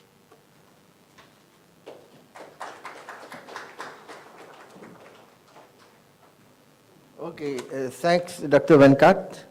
We know, as we see, the loss dimension is mostly qualitative indicators which we'll try to measure and quantify. Now we'll have a breakout session for the loss dimension, and we'll have the coffee break at 3 o'clock. Okay, so you have around 45 minutes for the breakout sessions. Thanks. And then we'll close. We'll not come here again. We'll just have the coffee and then go home a little early today.